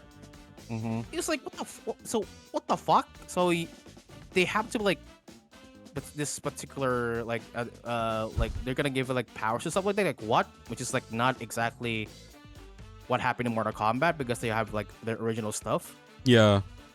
So, like, like what the fuck? They're gonna do your own thing. It's like okay, but the thing is, the way he executed it, it's not exactly the best, but it was okay. I mean, you know, it's the weirdest but more a very apt example of this. Witcher. Yeah, Witcher. Witcher during Henry Cavill and then after. And those are two different Witcher series. One balanced being accurate and doing its own thing, and the other was literally fuck the original. We're doing our own thing. Like, oh no, Yeah. you don't do that. And there's one more I forgot to list on. Please find a good balance between really good storytelling and fan service. Too much Agreed. fan service can be can be a bit too much. I.e. Resident Evil. Yeah. Yeah. I mean, too much fan service can be the death of your movie. That's the thing. definitely. For me, honestly, I think this applies for any aspect of a bad adaptation. I sum it up in just one word. Ego. Oh yeah. For me, what makes a bad adaptation is ego. Ego of the one who's running the show. That's what ruined Witcher. In my opinion, that's what ruined Last of Us as well. I haven't even talked about that yet. Yeah, that one, right? I know what you're talking about. Because here's the thing. When you have a vision for an adaptation, I'm not saying that your creativity should be priority. No, it should be. Absolutely. Should be, yeah.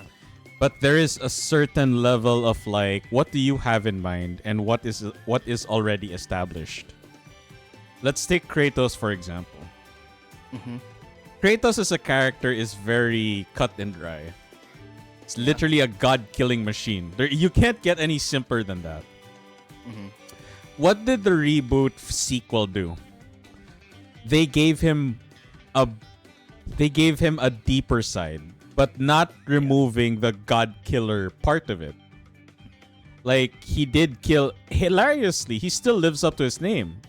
God of War 2018, he killed a god. Yeah. Ragnarok, he also did. He Killed still multiple gods. Yeah, multiple gods. And I'm just like, no, that's Kratos. But this is the thing. He doesn't want to be. He wants to move on, but he is. And, you know, there is that sense of like, you want to develop a character into something more than what he is, but he is. You don't remove what made him what he is. Same goes for Dante in the Netflix series, right? There are things about Dante that you cannot remove, but maybe there are things that you want to implement or evolve with Dante. I'm not against that. I like that idea. But, you know, there is a level of like established character features that are malleable at best. You can't break, but you can bend. For example, again, let's go with Dante for Netflix, right? There is a level of skill and cockiness that Dante has. And the thing is, one of the biggest difference between Dante and Nero, right?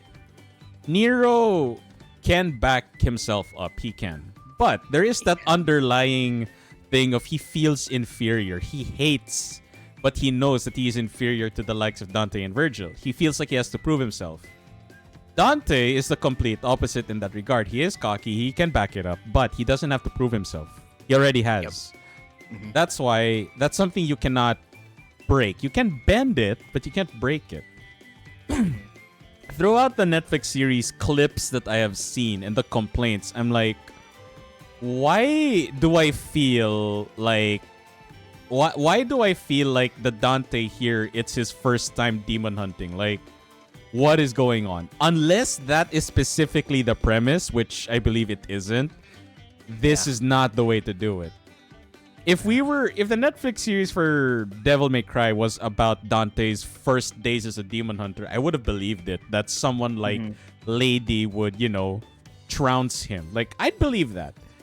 But he isn't. He's already an established demon hunter at this point. So, no. Someone like Lady would lose to Dante if Dante actually wanted to. And even Lady, yeah, even if Lady is like a really like a trained like officer and stuff like that, like that's like really trained with the arts, dude, Dante is like really like at that point, he's already too good. He's already too good that he can back it up, and that like proves it in Devil May Cry 3, where like I shit you not, the only training he has is with Sparta, and that's about it. And Yeah. he dog walks Lady, and he toys with her. Yeah, he toys with A her lot. constantly. So yeah, it's It's a head scratcher. It really is a head scratcher. Yeah, and even like the introduction of some of the demons in the particular adaptation was making my head scratch a bit more, because that like that exclusively like just cuts off some important stuff from Devil May Cry 5, 4, 3, and hell even 2. And I did watch the fucking I did watch this like the ending part of it. They are like setting up the big bad as a villain from DMC2 for some reason. I don't know why they're using that particular boss, but it was like okay, they are doing that, but for what reason? It's like, yo, especially what happened last episode. Last episode was fucking hit. I was like, what the hell just happened? What the fuck has happened? It's like, what? What do you mean that? What do you mean, Lady injected some sleeping it's like sleeping John on Dante and worked? It's like, what the fuck? It's like, yo, like I know Dante is a dangerous, but he's not that dense. Wait, what? What? Like, yo? And yeah, and I think we need to talk about this now because it's basically we're basically on that topic. Yeah. The way the motivation of this entire adaptation of it, Yep. of why is it the way it is? Yeah, this is your court. Go ahead. Because at first, right? Because like, this feels like a mixture of the like original DMC and the reboot DMC, and it kind of feels like what like the tone, the music, the fucking language, the fucking characters it is. So yeah, it kind of felt like that. It's basically a mixture of both. And the more like I watch it, and the more I from the episodes I watch it, it's like, yeah, I realized that. It's like, why is it like that? And then I saw a particular video from the creator of the Netflix adaptation. Like, funny enough, like if you guys saw that one video of him during the WWE like Raw stuff, and it's like the creator of Devil May Cry, and it was like, yo, yo. I mean, you can Yo. you can explain the context for them if you want. Yeah. So for context, the creator of this and I think the producer of this, like, I don't know the producer. Basically the creative lead of this project is by a guy named Adi Shankar. Adi Shankar actually helped with the creation of the Netflix adaptation Castlevania, which is I fucking love as well. I love both Castlevania and Castlevania Nocturne. Probably Absolutely. one of my favorite Netflix adaptation, video game adaptation of all time, because fuck, dude, sci-fi. Masterpiece. Masterpiece of a thing. Yep. So, I did follow him and just to like go just like see if what updates the DMC anime has and what it's in store. Mhm. And I kind of made my some of it like, okay, like he's doing some stuff justice and he's doing his new thing. It's like particularly the music, because he's using like copyrighted music from the 2000s. Just like really not that like, okay, I can actually kind of like this. And then I watched it and I keep questioning it, and then I keep realizing what the hell is wrong with this one. And then the more I realize it, the more it gets worse. And then I saw that particular video of Adi Shankar doing a podcast with Kenny Omega. Yep. Where he goes, he was bummed when DMC5 gets released and announced. Because before that, the anime was supposed to be in production. It's Yep. already on production. So it kind of bums me out. It comes him out for some reason. And then the more I think about it, it's like, oh, this dude wants to be the savior of this dead franchise. Although he did not blatantly say it, he heavily not- he insinuated and implied- implied that he was happy that the implied- franchise was dead. Is dead, and he's supposed to be its savior. Fucker. the thing This is is- what I meant by ego. Like ego. It was like, why? Like why? It's like, why do you like what the fuck? A real It's like, fan of a franchise will never wish for the downfall of said franchise. Yeah, and insert your own because I realized it's like this is just Adi Shankar's like fucking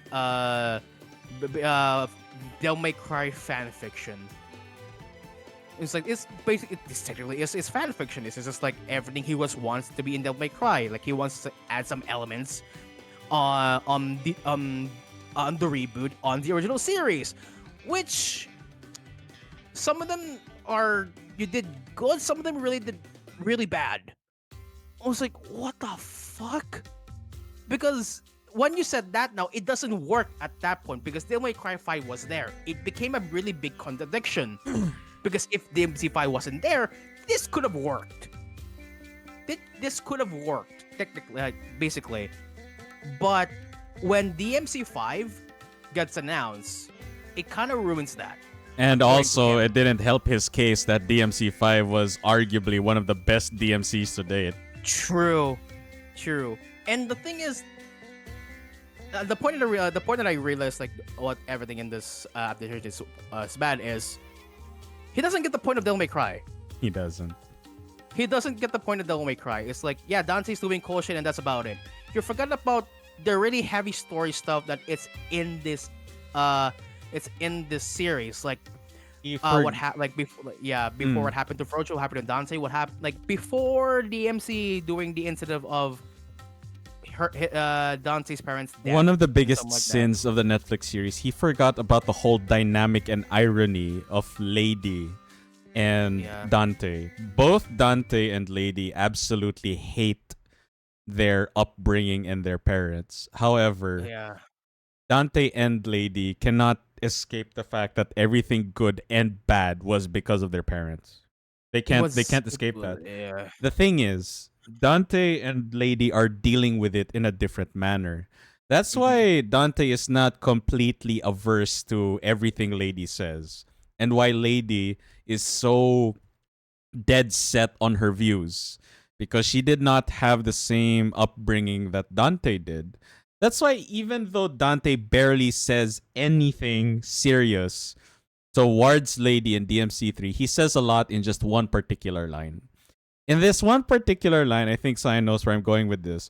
In this one particular cutscene and conversation where Lady is just venting out to Dante and Dante is actually listening to her, after all that exposition and ranting from Lady, he says one thing, but it speaks volumes. And it's just two words. He just says, family, huh? That Yeah. brashness, that cockiness of Dante drops for one line, but it speaks volumes about Yeah. Dante. Just He him actually gives saying, him yeah. family, huh? It Yeah, shows family, huh? sympathy. It shows understanding. It shows his frustration as well. Like, Yeah. this bitch, I completely get it. God damn it. That haunting trauma of his comes back when he said, family, huh? It's such a simple line. A very simple line. But it speaks volumes. He completely forgot about the beauty of that line. Yeah. It doesn't deviate away from Dante's character. That is something that Dante would definitely say. A line like that. But again, don't forget the DMC Netflix series, guys. It came from a guy who heavily insinuated and implied that he was happy that Devil May Cry as a franchise was dead. And He can say all he wants that he did not wish, but he sure as hell implied and insinuated that he did. He should have chosen his words very carefully. And the thing is, I think he said this now because it already worked for him, i.e., the Castlevania adaptations. With as little minimal respect as required, he should know his place. He should know his actually. You co-produced, not even exclusively. You co-produced Castlevania, both of them. You did not direct it. You weren't quote unquote the visionary for both.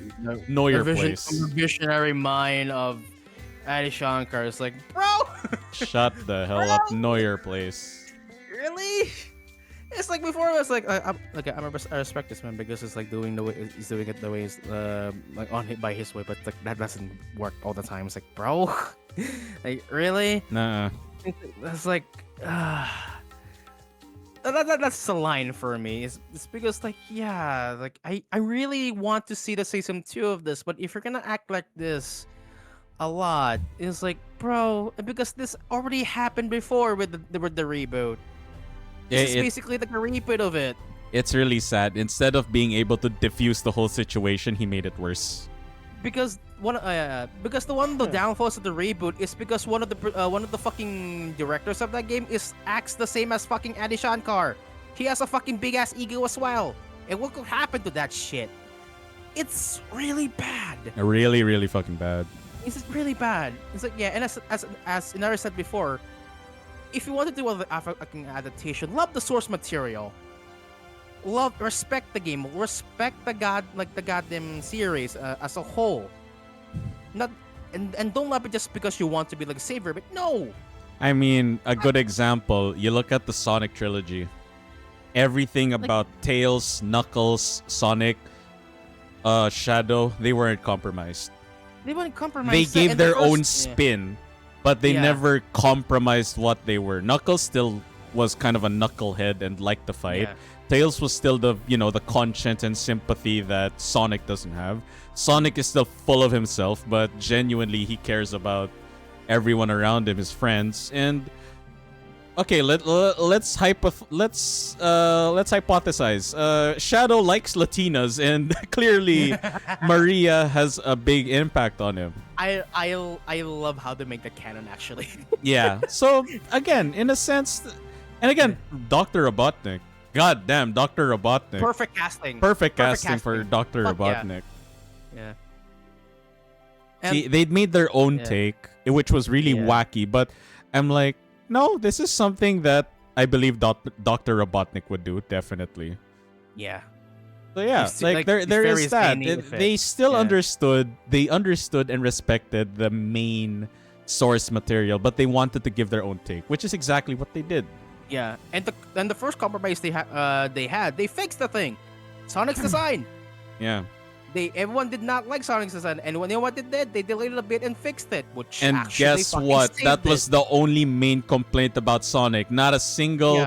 Well, not literally, of course, but not a single person, figuratively, complained about Sonic's characterization, or Tails, or Knuckles, or Shadow. See, it wasn't about the characterization that they had a problem with. No, it was just the design. But other than that, that was the Sonic everyone loved. Tails, Shadow, Knuckles. This goes on. Yeah, this is clearly why I think one of the biggest reasons. It's not the only reason, of course. It's one of the biggest reasons why bad adaptations happen in the first place. Like for me, it's simple. It's as simple as one word: ego. Ego is the pitfall, really, of these bad adaptations. Yeah. The more I think about it, it's like everything I just said before is like it can be simplified by one word. That is ego, and who's like behind it. Yeah. Now to follow up, something a little bit more mathematical in analysis. Is there an easy genre of game that is good for adaptation, or a genre that is very difficult to adapt. Oh, shit. I mean, there are actually multiple. Like, okay.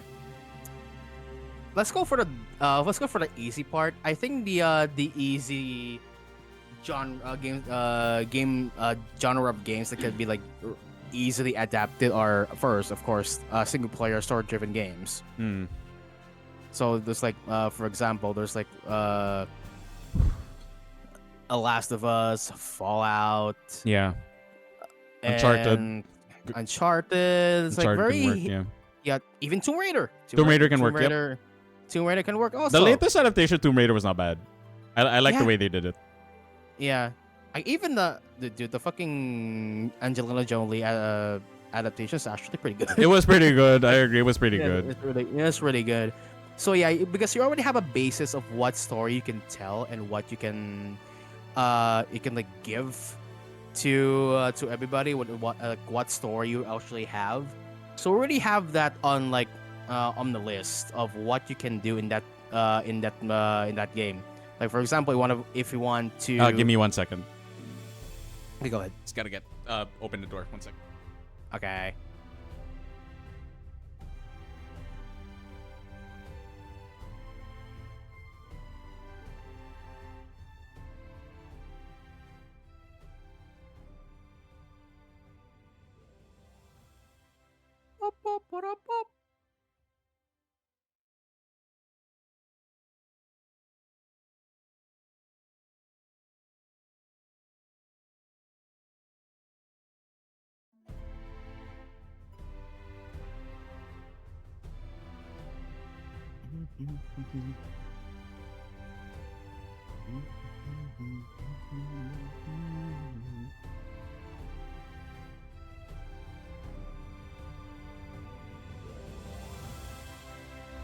All right, Fox is back.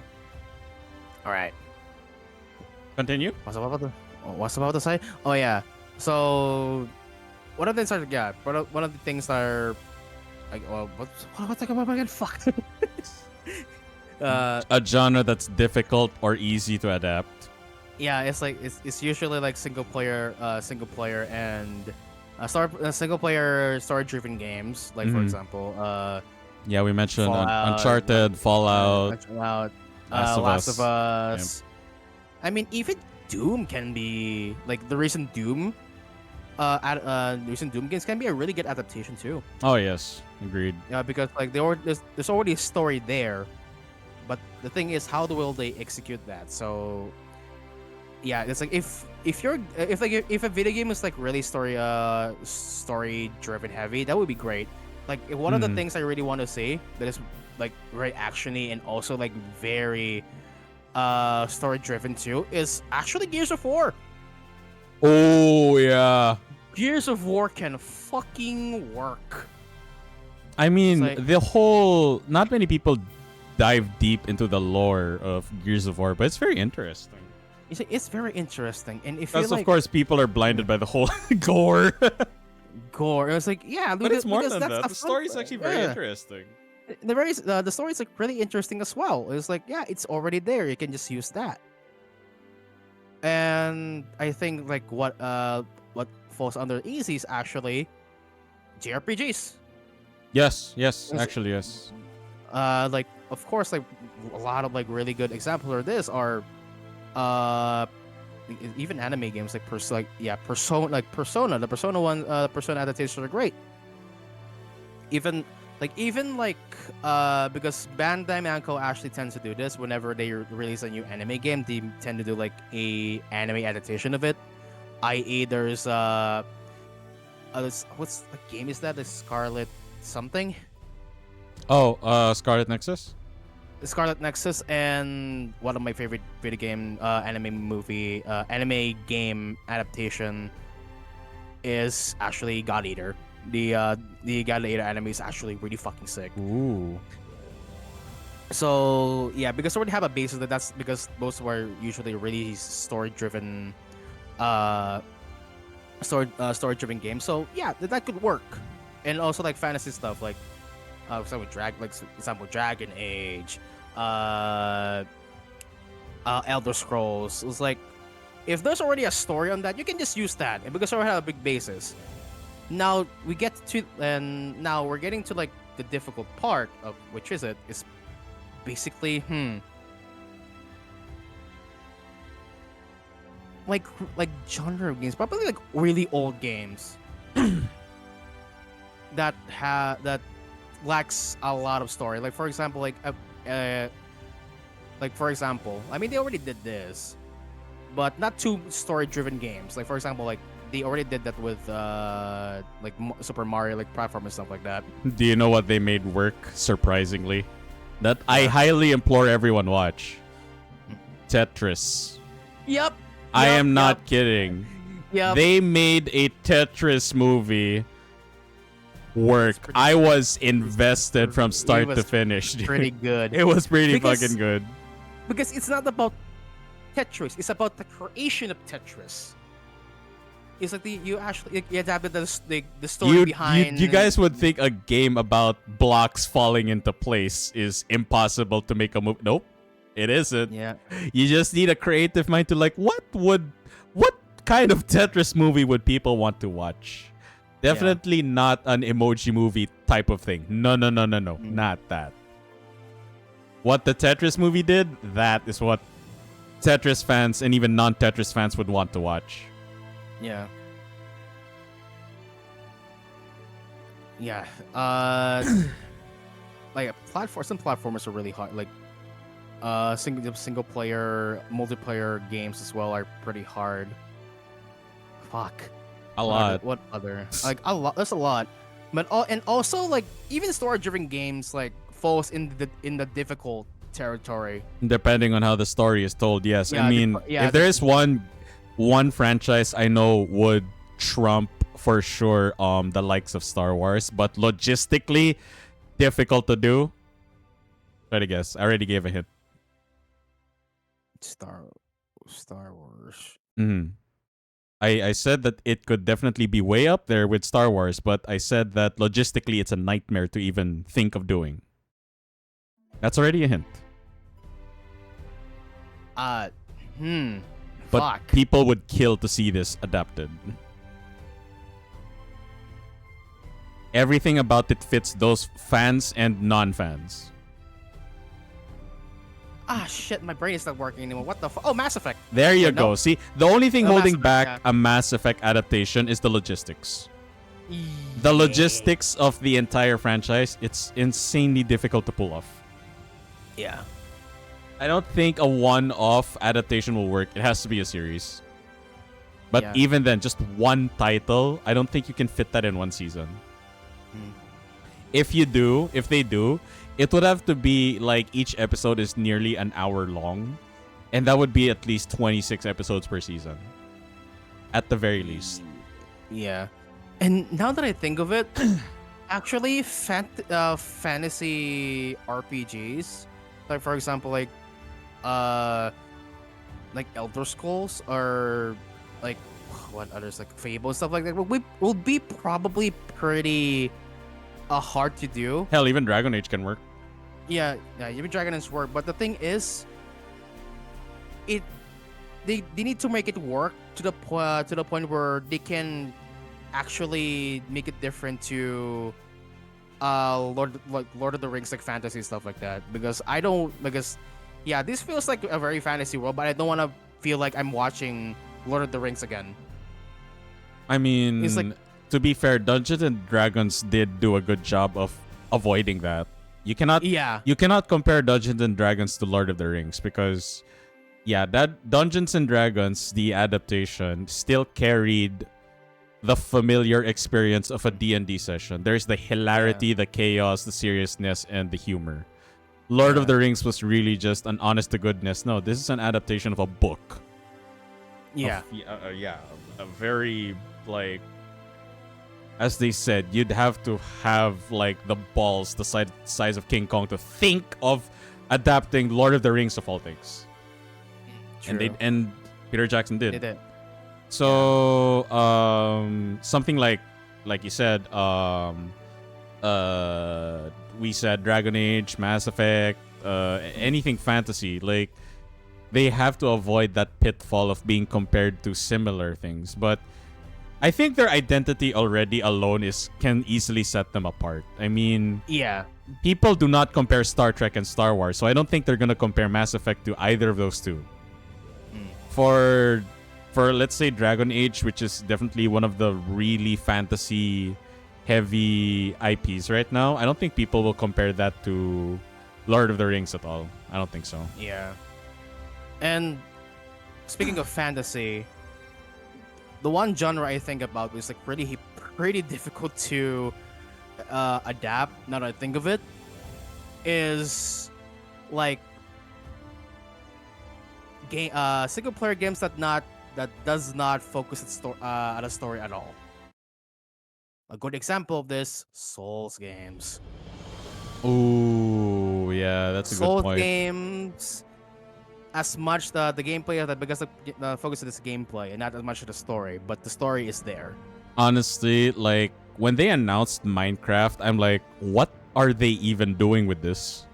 Yeah, I because can't there's, like, no think of story it. to this. The beauty of Minecraft is that people make their own stories, and there's no similar story of my Minecraft experience with Science Minecraft experience. Ours is going to be completely different.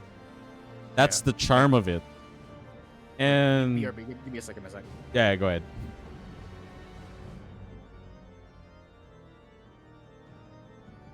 Bum, bum, bum.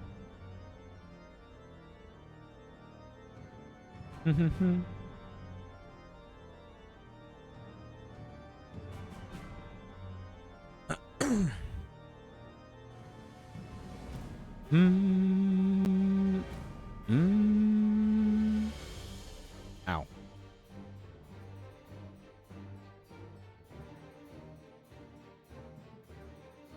Bum, bum, bum.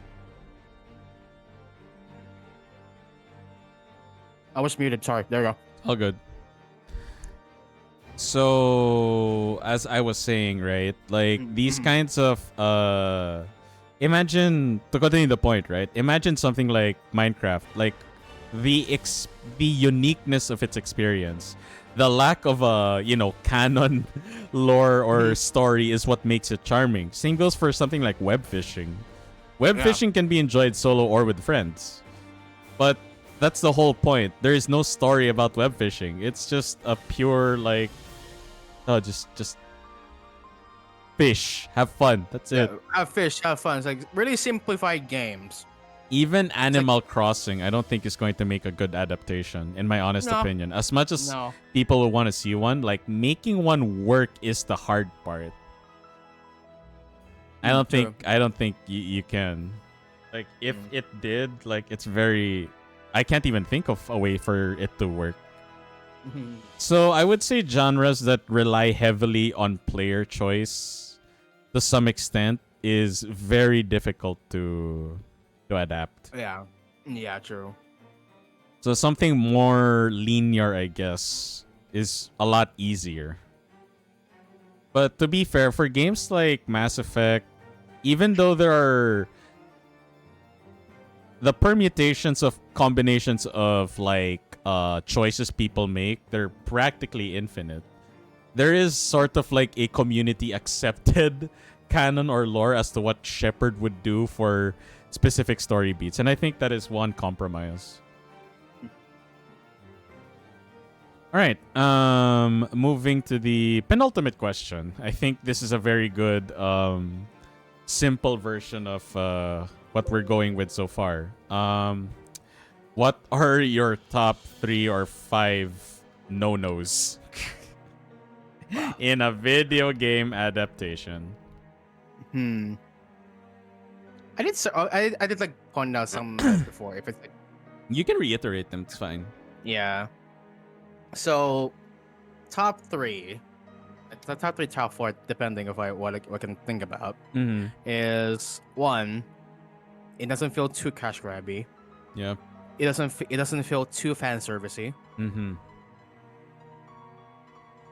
The creative behind the adaptation should respect the adaptation itself. and love not the source material and give respect to the source material. Uh, shit. The casting, of course, the casting should be great and should be a bit accurate. Yeah. Just a bit. And if it can act the part, that's great too. And what else? Oh yeah, fun. Fun. Yeah, For me, fun my factor should be there. I agree with those, but for my top three, quite simple. Number one for me, this is my number one for big no-nos. Casting for the sake of accuracy. I don't like that. Casting If for the you- sake of accuracy. Yeah, casting for the sake of accuracy, meaning Oh. we casted this actor because they look like the character. No, absolutely not. They need to act the part as well. A character's appearance is just half the character. The other half Yeah. is what makes them them. Mm. Because you look at Geralt and Vesemir, they are both Witchers, but they are different in how they operate as a Witcher. Same goes for a character. You cannot just get a character's looks and then get someone to act said character and fill in the personality. No, they should be able to carry that. Number two, kind of similar to what Cyan said about character respecting the base material. Number two, big no-no for me is making a R version of an already established character. No. You can. There's a difference between evolving a character or adding into a character's already established personality and then making your own version of it. Elephant in the room. Who the hell am I talking about? I remember the discourse about the Avatar live action and when they talked about Toph. Look, I am not against making Toph more feminine. But if you're going to make that her character, that is the worst way to take Toph. Because Toph's character already is that she spits at her own femininity. She doesn't want to be like, seen as a girl first. She wants to be seen as, no, I am an expert elemental bender just like all of you. That's what I want you to see me as. That is Toph to a T. Now, if they made her a little bit like feminine in feature, that doesn't bother me. Like, because in the cartoon, right, Toph is not exactly, the conventional kind of attractive. Like, that is her character. But my point is that if they got an actor who does fit Toph, but she's like quite feminine and attractive, that doesn't bother me, because if anything, that's an opportunity and holds more credence that, hey, I may look pretty, but that's not who I am. That's the way I see it. That's really the way I see like casting a character or a direction they want to take with Toph. No, if you want to play more around the femininity, that's fine, but you do not make femininity her angle. That's not Toph. Right? That is not what Toph is. If anything, like if I were to give an example, like if they want to explore Toph's femininity without assassinating the character of Toph, there could be maybe 1 or 2 episodes where, because of the situation, they have to play around Toph's, femininity, but she absolutely hates it. See, that's one way to like, this is our take, but we are completely aware of the base material of Toph. Mhm. Right? Like that's one way to do it. But the thing here is the wording is so important. The fact that they worded it that our version of Toph is going to be more feminine, I'm like, that's not a good look. That is definitely not a good look. That's like saying our version of Asami, she is going to be less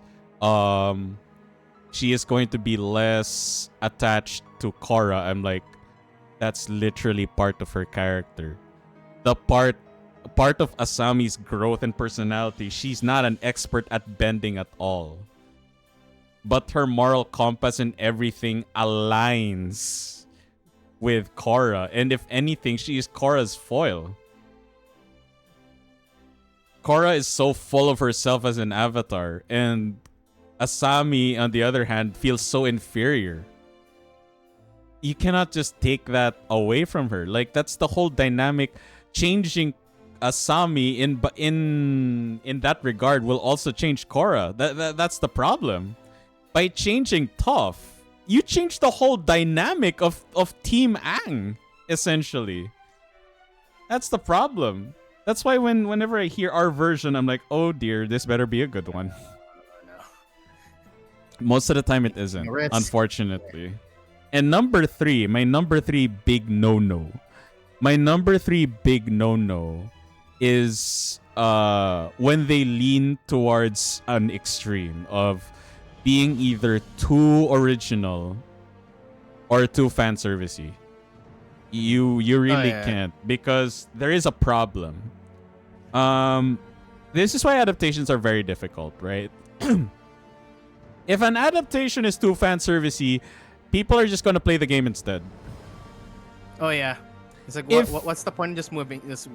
Like, just play the game if that's just the point. play the game if that's the point. And then there is the conundrum of, if it's too original, this isn't the game that I recognize. That's a problem. That's why you look at one of my favorite all-time adaptations, Castlevania, especially the first one. Like, most of the time, like, Dracula is always portrayed as the big bad, right? Yeah. But Netflix Castlevania emphasized the fact that, no, we're not saying that Dracula isn't bad, but he has a reason as to why he is. So you were still rooting for Alucard, you were still rooting for Trevor and Sypha to defeat Dracula, right? But you also fell for him. That's why when the series ended the way it did, I was happy. I was very happy when we got the ending that we did for the Netflix Castlevania series. And it still respected the base material, but they had their own take. And I absolutely love that. There was a delicate balance of like, yeah, this is something I see happening in the original. And there was also that, whoa, this is different from the original. In a good way. Yeah. That was such a genius, like, angle they took with Castlevania. That's why it really should be studied. And this is what made, in my opinion, Arcane and Edge Runners great. They were original to the sense that yeah, no amount of League of Legends or Cyberpunk would have prepared me for this. But they were also respectable to the fact that, yeah, these are the League of Legends characters I recognize. These are the Cyberpunk characters I recognize. Those are that's why those are my top 3 big no-nos. Like, and if you notice, Cyan, a lot of them have to revolve around ego. Biggest pitfall. All of the top 3 big no-nos, they involve ego. Yeah. All right. It's like, I'm gonna be a visionary. No. All right. Now to make a positive twist on this, I want you guys can also join in on this. The Foxtrots, pitch a video game adaptation that you think will do really well. I want you guys in the chat. I'm pretty sure everyone has in their head an adaptation that would fit in, in be it film or anime or whatever, or your series, right? I'm pretty sure some of you have fantasized about it. I want to hear it. Let's start with you, Cyan. I mean, I haven't even played the game yet, but I know from what I've seen of this game, it's been... Yeah, this will be perfect. This will be a really perfect movie. All Just in right. terms of characters, the fucking... like, the story of it is just fucking interesting. Mm-hmm. And it's gonna make you sad. Try me. Expedition 33, baby. Yeah, thought so. Yeah. I knew it. From what I've seen on this game, it's just like you can just make this into a movie, and I will not bat an eye. I will still like it. This looks really great, and you can just like and some of the things they miss, you can just like expand that You can, yeah. and like give more story to the different characters and stuff like that. You can give them more background, tell like like before it happened to this specific like area and stuff like that. Like give them backstory, like what happened to the past expedition and stuff like that, which actually makes it like a small, like a really small core and make it a bit bigger.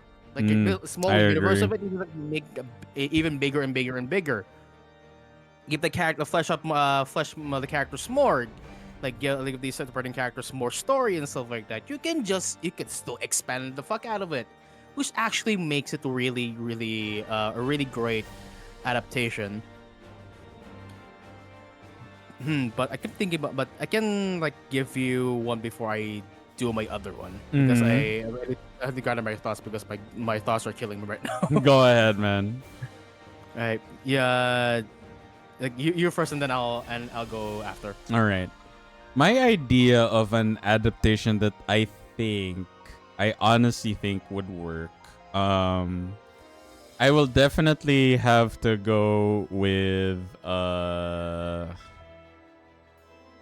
on, let me double check my notes here. Okay. For this one, what I had in mind, I still think to this day I think an adaptation of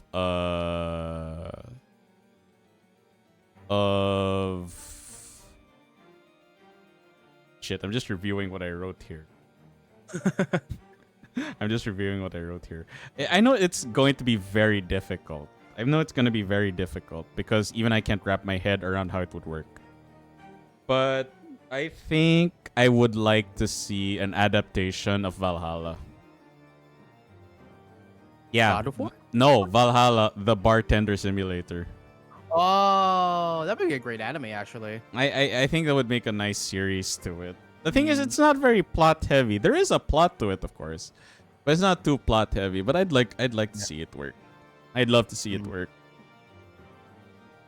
And besides, it doesn't even have to center around Jill in particular, because God knows how long we've been waiting for Nirvana. Good God, it's been nearly a decade. Jesus Christ. Another one that I think would work because it's a combination of like fantasy and Resident Evil, Parasite Eve. Parasite Eve, I think, would be a very good adaptation because it's a lovely combination of science, fantasy, and action. And I'm looking at chat right now. Sheikah, no surprises. Limbus Company, Andorus's MGS. Metal Gear Solid as an adaptation, I think, is very... And in my honest opinion, it's one of the easier ones to make because the guy behind the series already baked into the DNA of Metal Gear Solid a very film-esque DNA. It's there. The DNA to make it work is right there. I am going to say my other one because now that I remember it was like, oh fuck, this could work really well. The story is really perfect. This should be like a really great like series and stuff like that. And what that is is it? Hades. Oh yes, Hades would work. Hades season 1 can be fucking Zagreus, and the second season can be Melinoe. Yeah, that would work. It's like really fucking work well because you get to see like what happened, like the junction between Hades 1 to Hades 2, what happened after that, like what led to the awakening of Kronos again, and what in the imprisonment of Hades, and what happened, like what happened. Yeah, it's like gives like a lot of like background to the story, and you actually get to flesh out like the relationships between the characters and how they interact and stuff like that. Because dude, Hades has like a really great story that needs to be fleshed out more. It's a really very great. simple story too, but it's just executed really well. Yeah, it's basically perfectly well, and they can keep the fucking like the voice cast of it if they want to do it like and like animated wise because it works. Not It just because actually, it works, but because how they styled these characters, the heavy yeah. amounts of like makeup can definitely work. But just to give an example, one of my favorite who's the mentor again of Malinois? What's her name again? Literally the first boss. Hecate? Hecate, yes. Yeah. You put enough makeup, goth makeup on Amelia Tyler, she looks exactly like Hecate. Yeah, Because she's the voice of Hecate. Amelia Tyler has a very commanding, authoritative voice.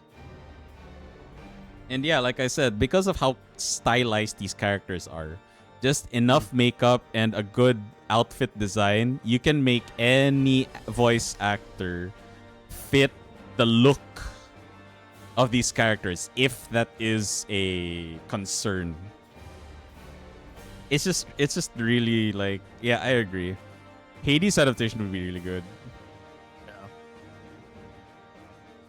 Yeah. Hades as well, and the one I want like really want, but they really want to do it perfectly. It's Monster Hunter.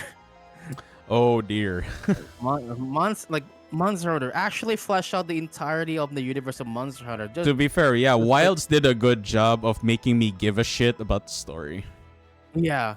It's like give a story about this monster about to kill. Give the stories about the guild. Give stories about what like who are the guild knights? Who are these characters in this Hilariously, game? the story of Wilds is not even about the guild, but Yeah.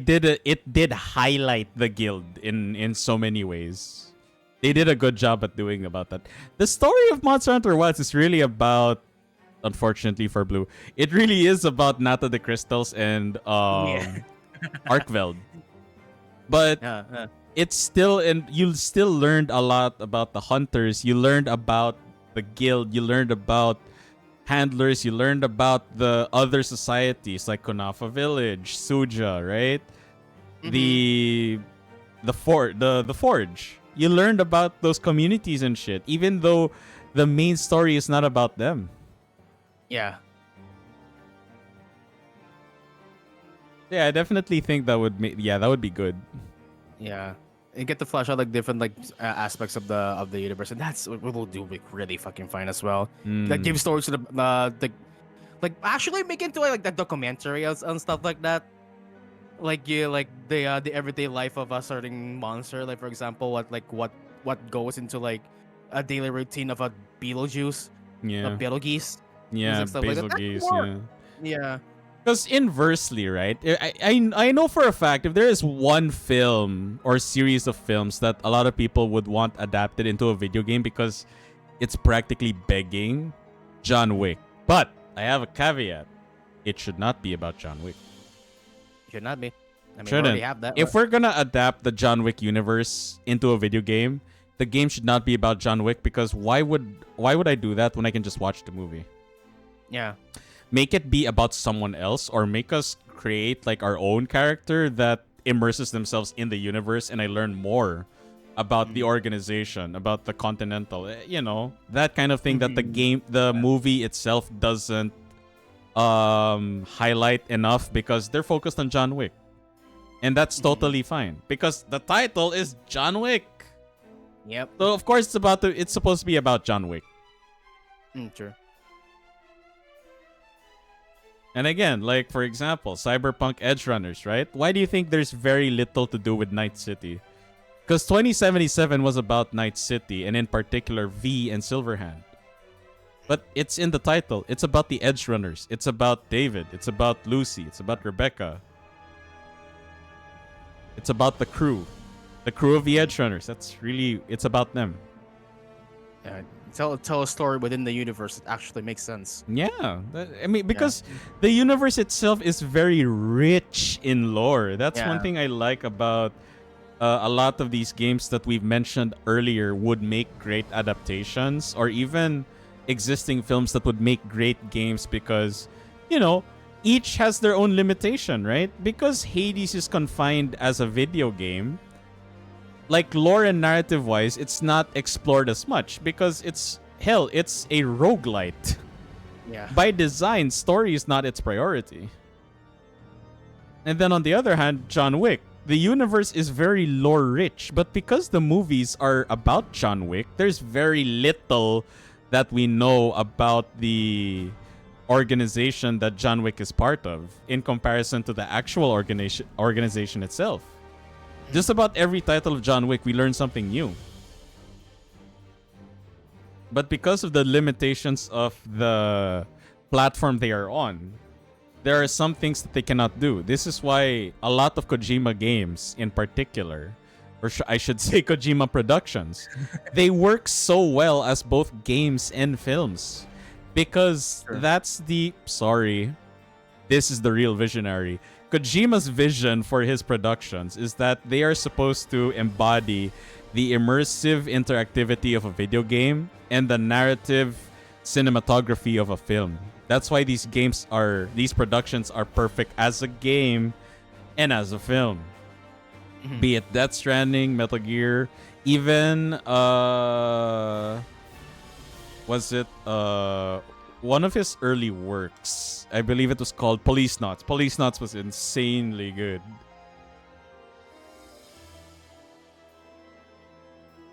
All right. That is it for the episode 49 of Shrine Talk. I know it was long, but you know that's really what happens when we are talking about a topic like video game fucking adaptations. I know it's a broad topic, but the reason why I picked this for episode 49, guys, like I said, with the recent success of a lot of adaptations as well as a couple of controversial ones.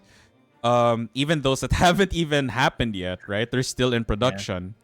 I think it's very important, like especially now when we have so many successes and so many failures to discuss in painfully pedantic detail. You know, what makes a bad adaptation a bad one? What makes a good one a good one? Because there are so many, not to say wrong, but there are so many misunderstood takes. Like I said, just to give an example, you can get an actor that looks exactly like, for example, Solid Snake. Yeah. But if they don't understand how Solid Snake operates or works, it's not gonna work. You can take someone who looks nothing like Yennefer of Vengenberg, but they can make her work. I watched the Witcher series. A lot of people criticized the actress before they even saw the entire thing. But the more I watched, I'm like, she nailed the personality really well. That's the thing. So, it's quite paradoxical.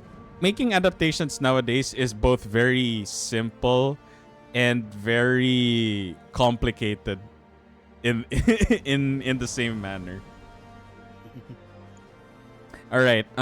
Before I go on a dinner break, of course, as usual, for every episode of Shrine Talk, I always give my guest the red carpet. You know, if you have any future streams or whatever, the microphone and attention is yours, Cyan.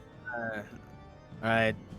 I don't have particularly have everything planned in this coming this coming month, but if you want to see more of my stuff and just like you just want to see me suffer in mid game or just like having fun, talk about some video games from time to time.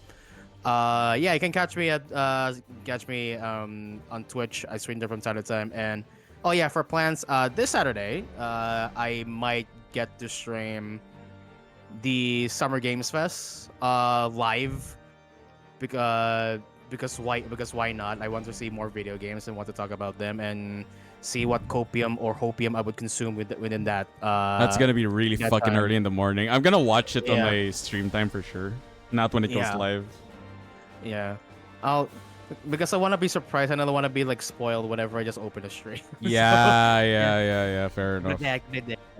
So yeah, that's about it. But yeah, streaming. Yeah, follow. Go follow. Follow me.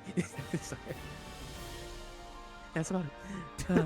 How's your lock picking going, by the way? Oh, you know, getting better, much better than last time. I hope so. I hope so. All right, as for yours truly, I'm gonna have a dinner break before we continue our Resident Evil 4 permadeath Biorand run with the stupid limitation I once again implemented on myself. But while waiting for that, Foxtrots, episode 3 of Teach Me Yoko debuts in about 30 minutes, so please look forward to that. This week's episode of Teach Me Yoko is about getting better, quote unquote, faster. I say quote unquote because, again, it was requested by Mad, but I really had to try and like, man, how the hell do I teach someone to get better to game fast? Get better faster. I can't go chaos mode and say you just gotta do it. Like yeah, no shit. You just gotta do it. It's so easy. Like yeah, no shit, man. I mean, you make it look easy, but clearly it isn't. So yeah, I really had to think properly and hard about how to do that, and I did my best. So I hope you guys look forward to that. The video will be up in 30 minutes. That's in the middle of my break. So while you're waiting for me to go to return from my dinner break, y'all can watch that in a couple of minutes. And of course, I'll still be streaming after this. Cyan will have his... When's your next stream? Next week. Next week. All right. You can catch Cyan next week. All right, Foxtrots. We'll see you in our respective streams. Take care, everyone. Bye. Later. All right. See you, Cyan. See ya. I see you. I gotta take a break for a bit. Yeah. Take care, bud. Take care. Alright, take care. Have a good dinner break. Bye. Yep.